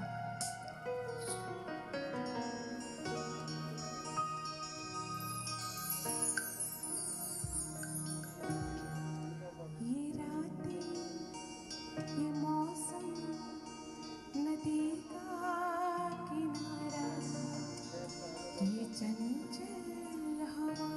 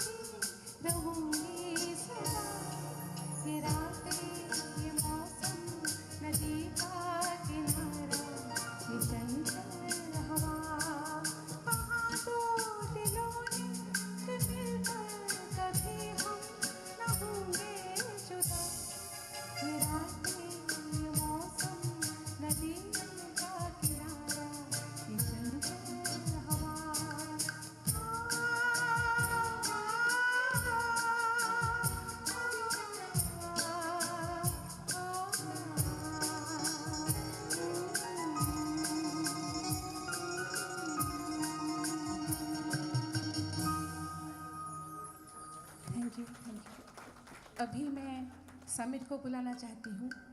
He is also a very well-known singer of Odisha. Please listen to him. Hello.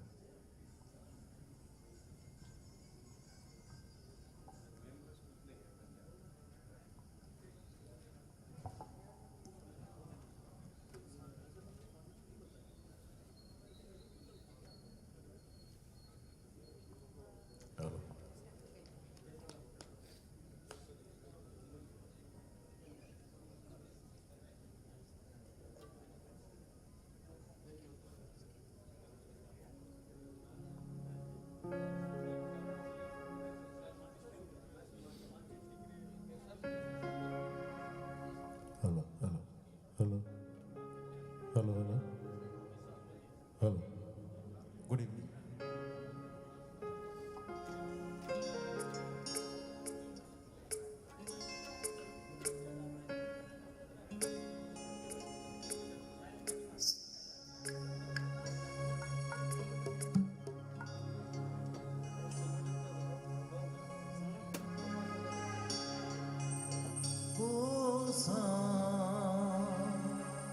कुछ अजीब थी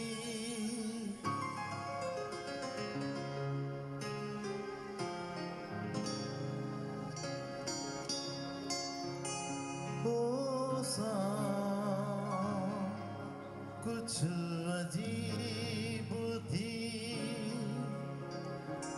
ये सा भी अजीब है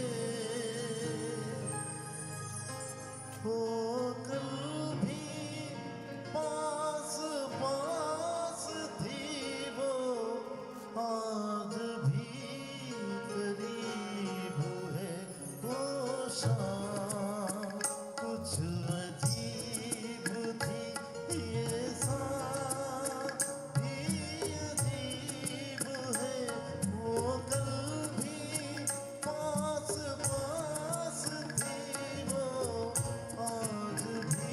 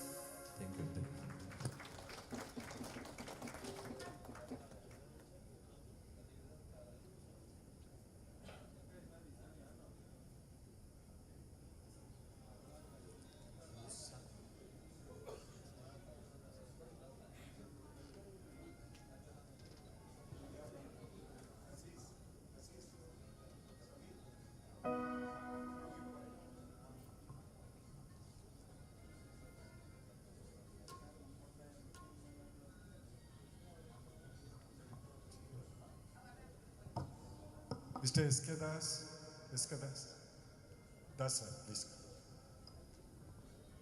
Se gote dikhate gaibe, tapare ikore tapare.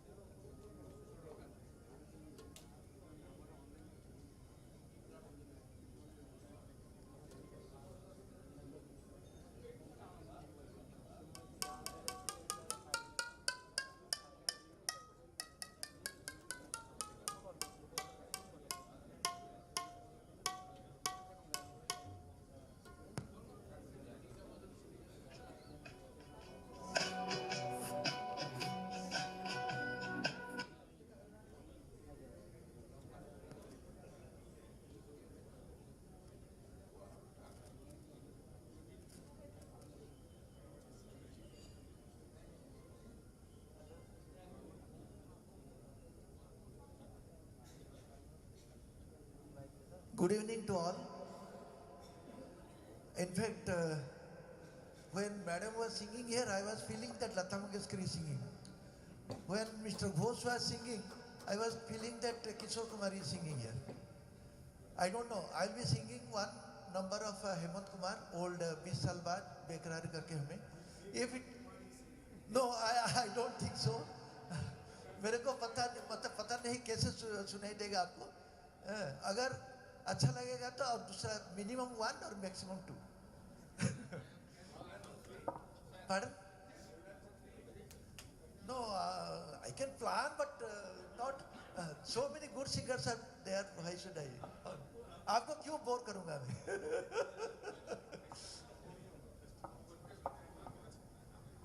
People from Paradip who are there, they can have a dinner. They can have the dinner, and it's a long distance. Other people can wait for another 15 minutes.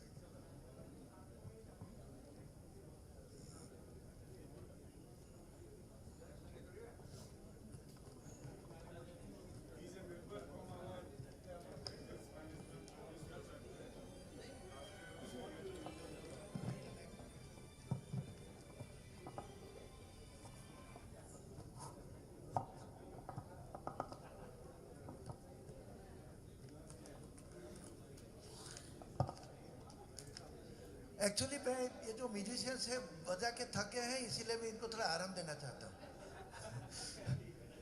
ऐसे तो practice नहीं हुआ इन लोगों के साथ, इसीलिए मैंने karaoke use कर रहा हूँ.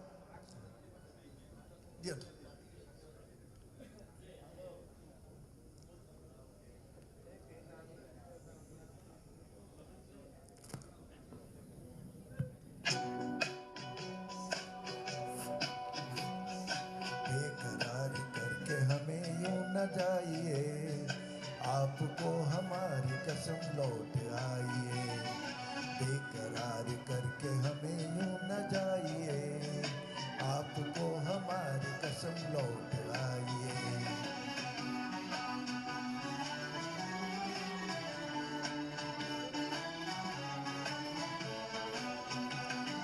देखिए वो काली काली बदलियां, जुल्फ की घटा चुरा न ले कहीं. चोरी चोरी आके कुछ बिजलियां, आपकी अदा चुरा न ले कहीं. यूं कदम अकेला ना आगे बढ़ाइए, आपको हमारी कसम लौट आई है, बेकरार करके हमें यूं न जाइए, आपको हमारी कसम लौट आई है।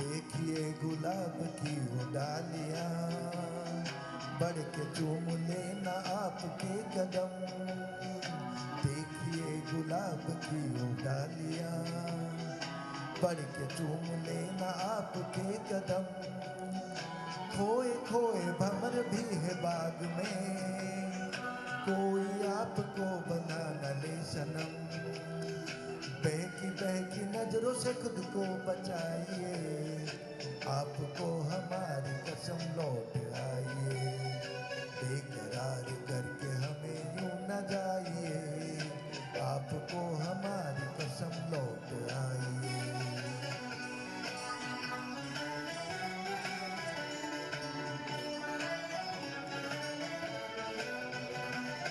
जिंदगी के रास्ते अजीब हैं, इनमें इस तरह चला न कीजिए, घेर है इसी में आपकी हुजूर, अपना कोई साथी ढूंढ लीजिए, सुन के दिल की बात यूं न मुस्कुराइए, आपको हमारी कसम लौट आइए, बेकरार करके हमें यूं न जाइए, आपको हमारी कसम लौट आइए, बेकरार करके हमें यूं न जाइए, आपको हमारी कसम लौट आइए।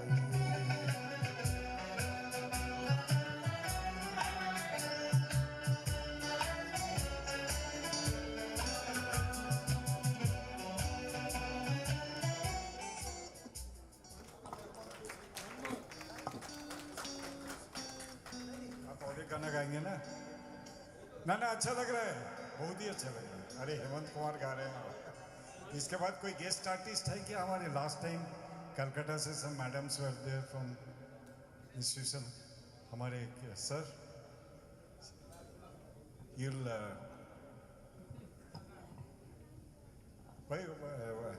you can just try it. कुछ नहीं जैसे, हाँ ऐसा मुन्ना सर आइए। आप एक गाएंगे इसके बाद में, हाँ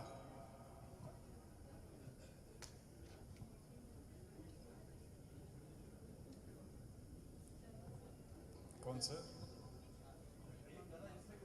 आप एक गाएंगे हेमंत कुमार? चल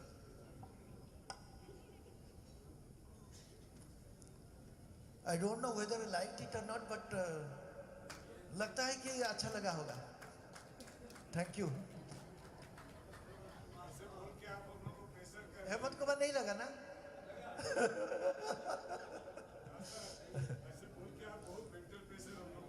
नहीं नहीं, आपका मेंटल प्रेशर को रिलैक्स कर रहा। आगे दियो।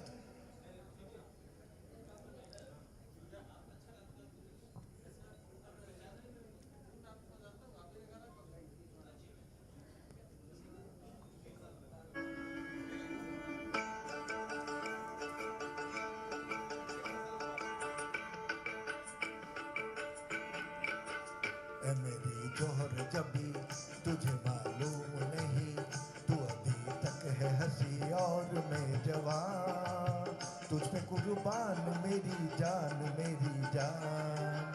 ऐ मेरी जोहर जबी तुझे मालूम नहीं, तू अभी तक है हंसी और मैं जवान, तुझ पे कुर्बान मेरी जान मेरी जान।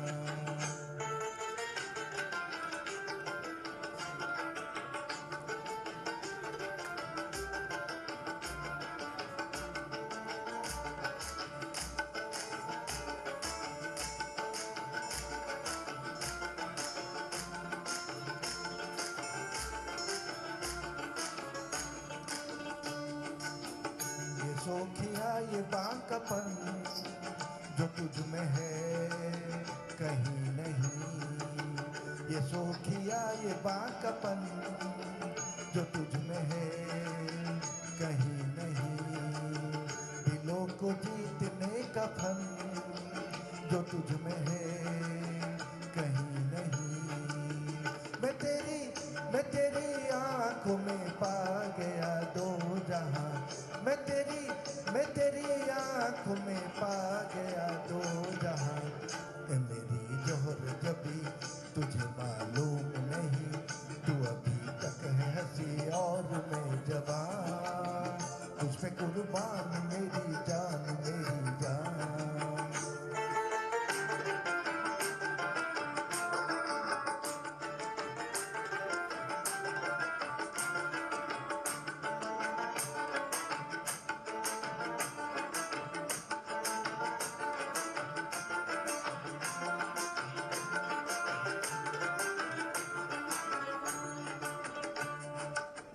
तू मीठे बोले जान मन जो मुस्कुरा के बोल दे, तू मीठे बोले जान मन जो मुस्कुरा के बोल दे, तो धड़कनों में आज भी शराबी रंग घोल दे।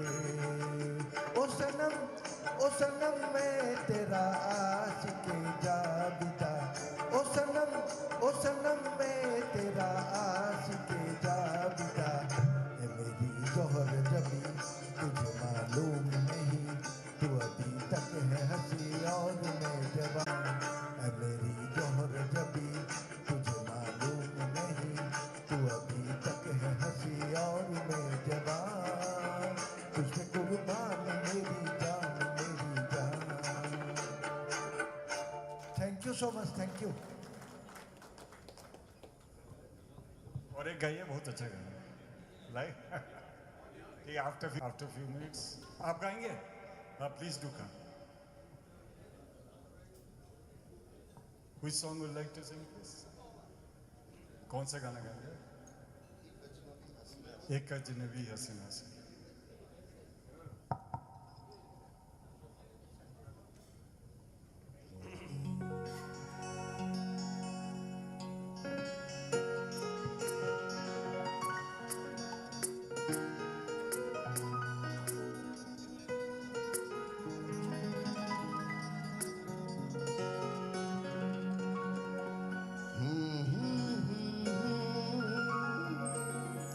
हसीना से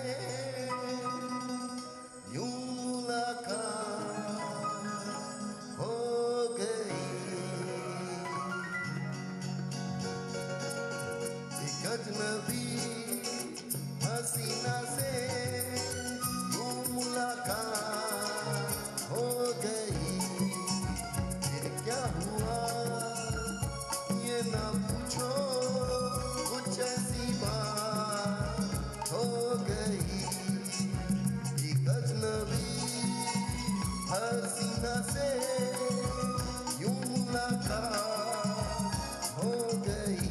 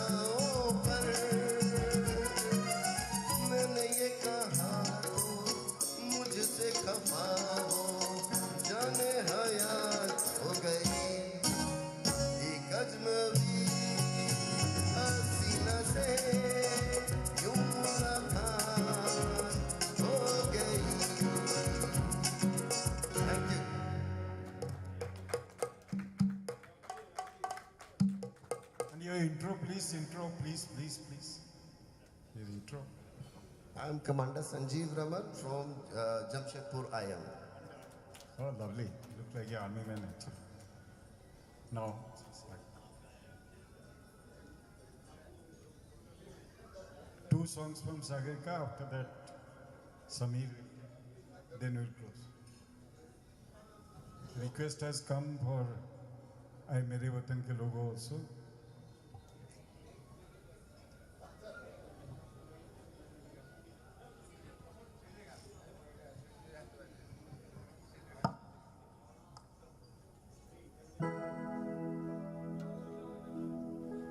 Somebody has misplaced his cell phone, golden color.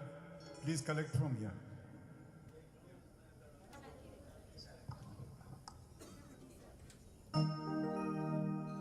Hello.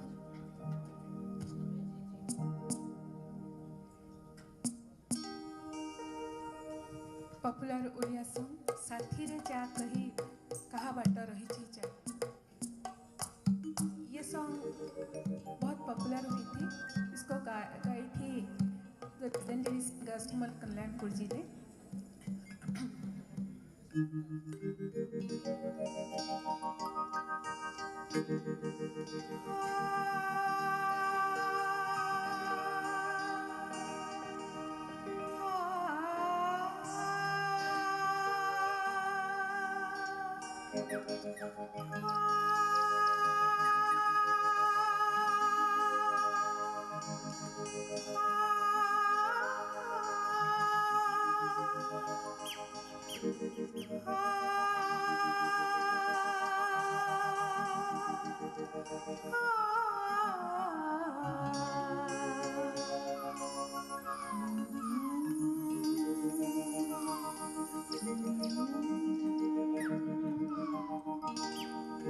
साथी रे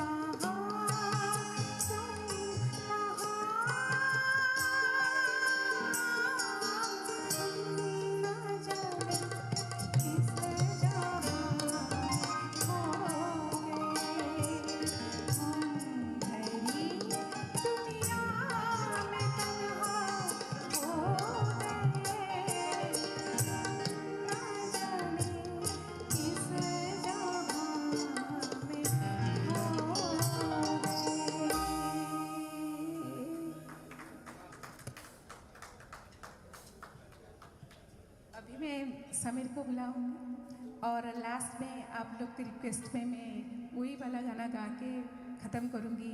ए मेरे वतन के लोगों, बहुत सारे ने मुझे रिक्वेस्ट किए हैं, तो समीर को भी स्टेज का ऊपर आ जाओ। समीर तुम दो 1-1 हाँ बस। समीर तुम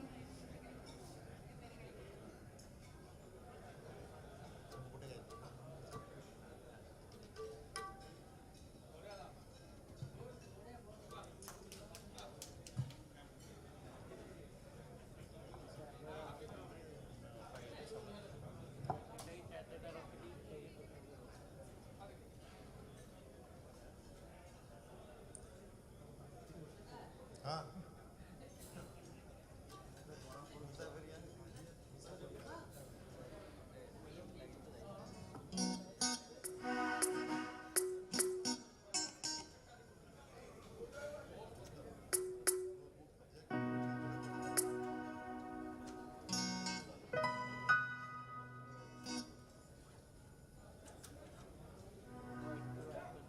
हाँ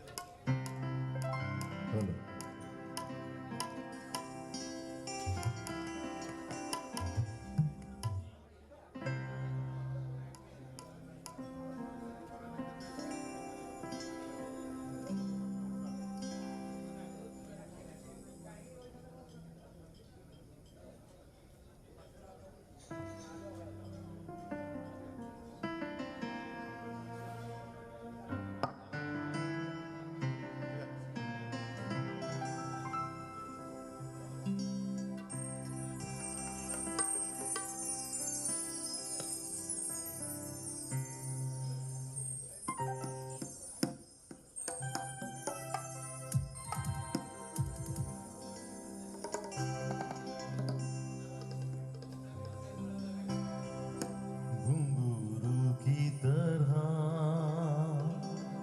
बजता ही रहा हूँ मैं,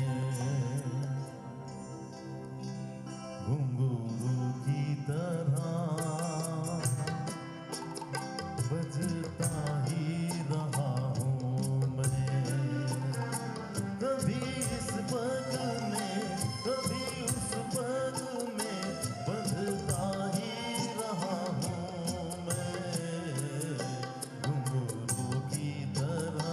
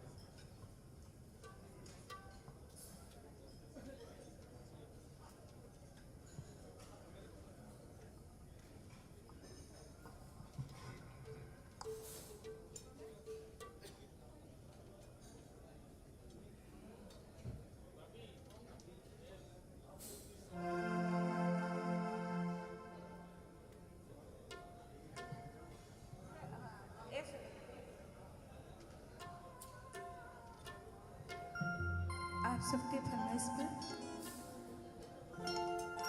ये मेरा लास्ट नंबर, उसके बाद आप ही गाएंगे।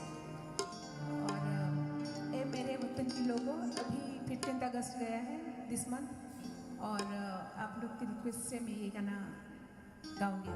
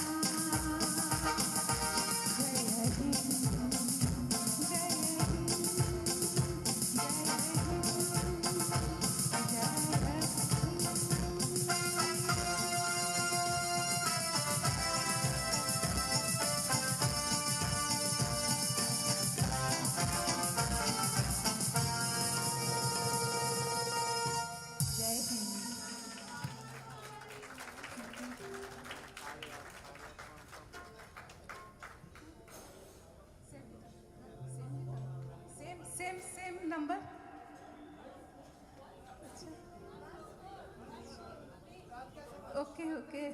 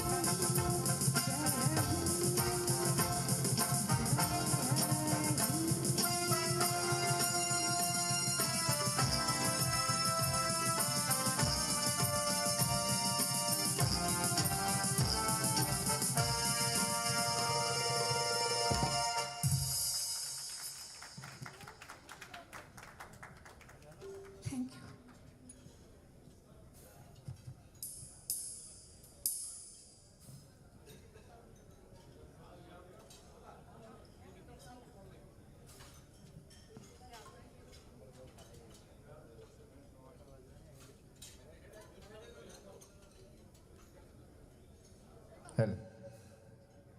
Where is Commander, sir? Professor Mitra. So, thank you. I think we had a very nice time, all of you, and we enjoyed your company. Thank you. Thank you again, and good night, and see you next year or sometime like that in Bhubaneswar. Please do come. Thank you.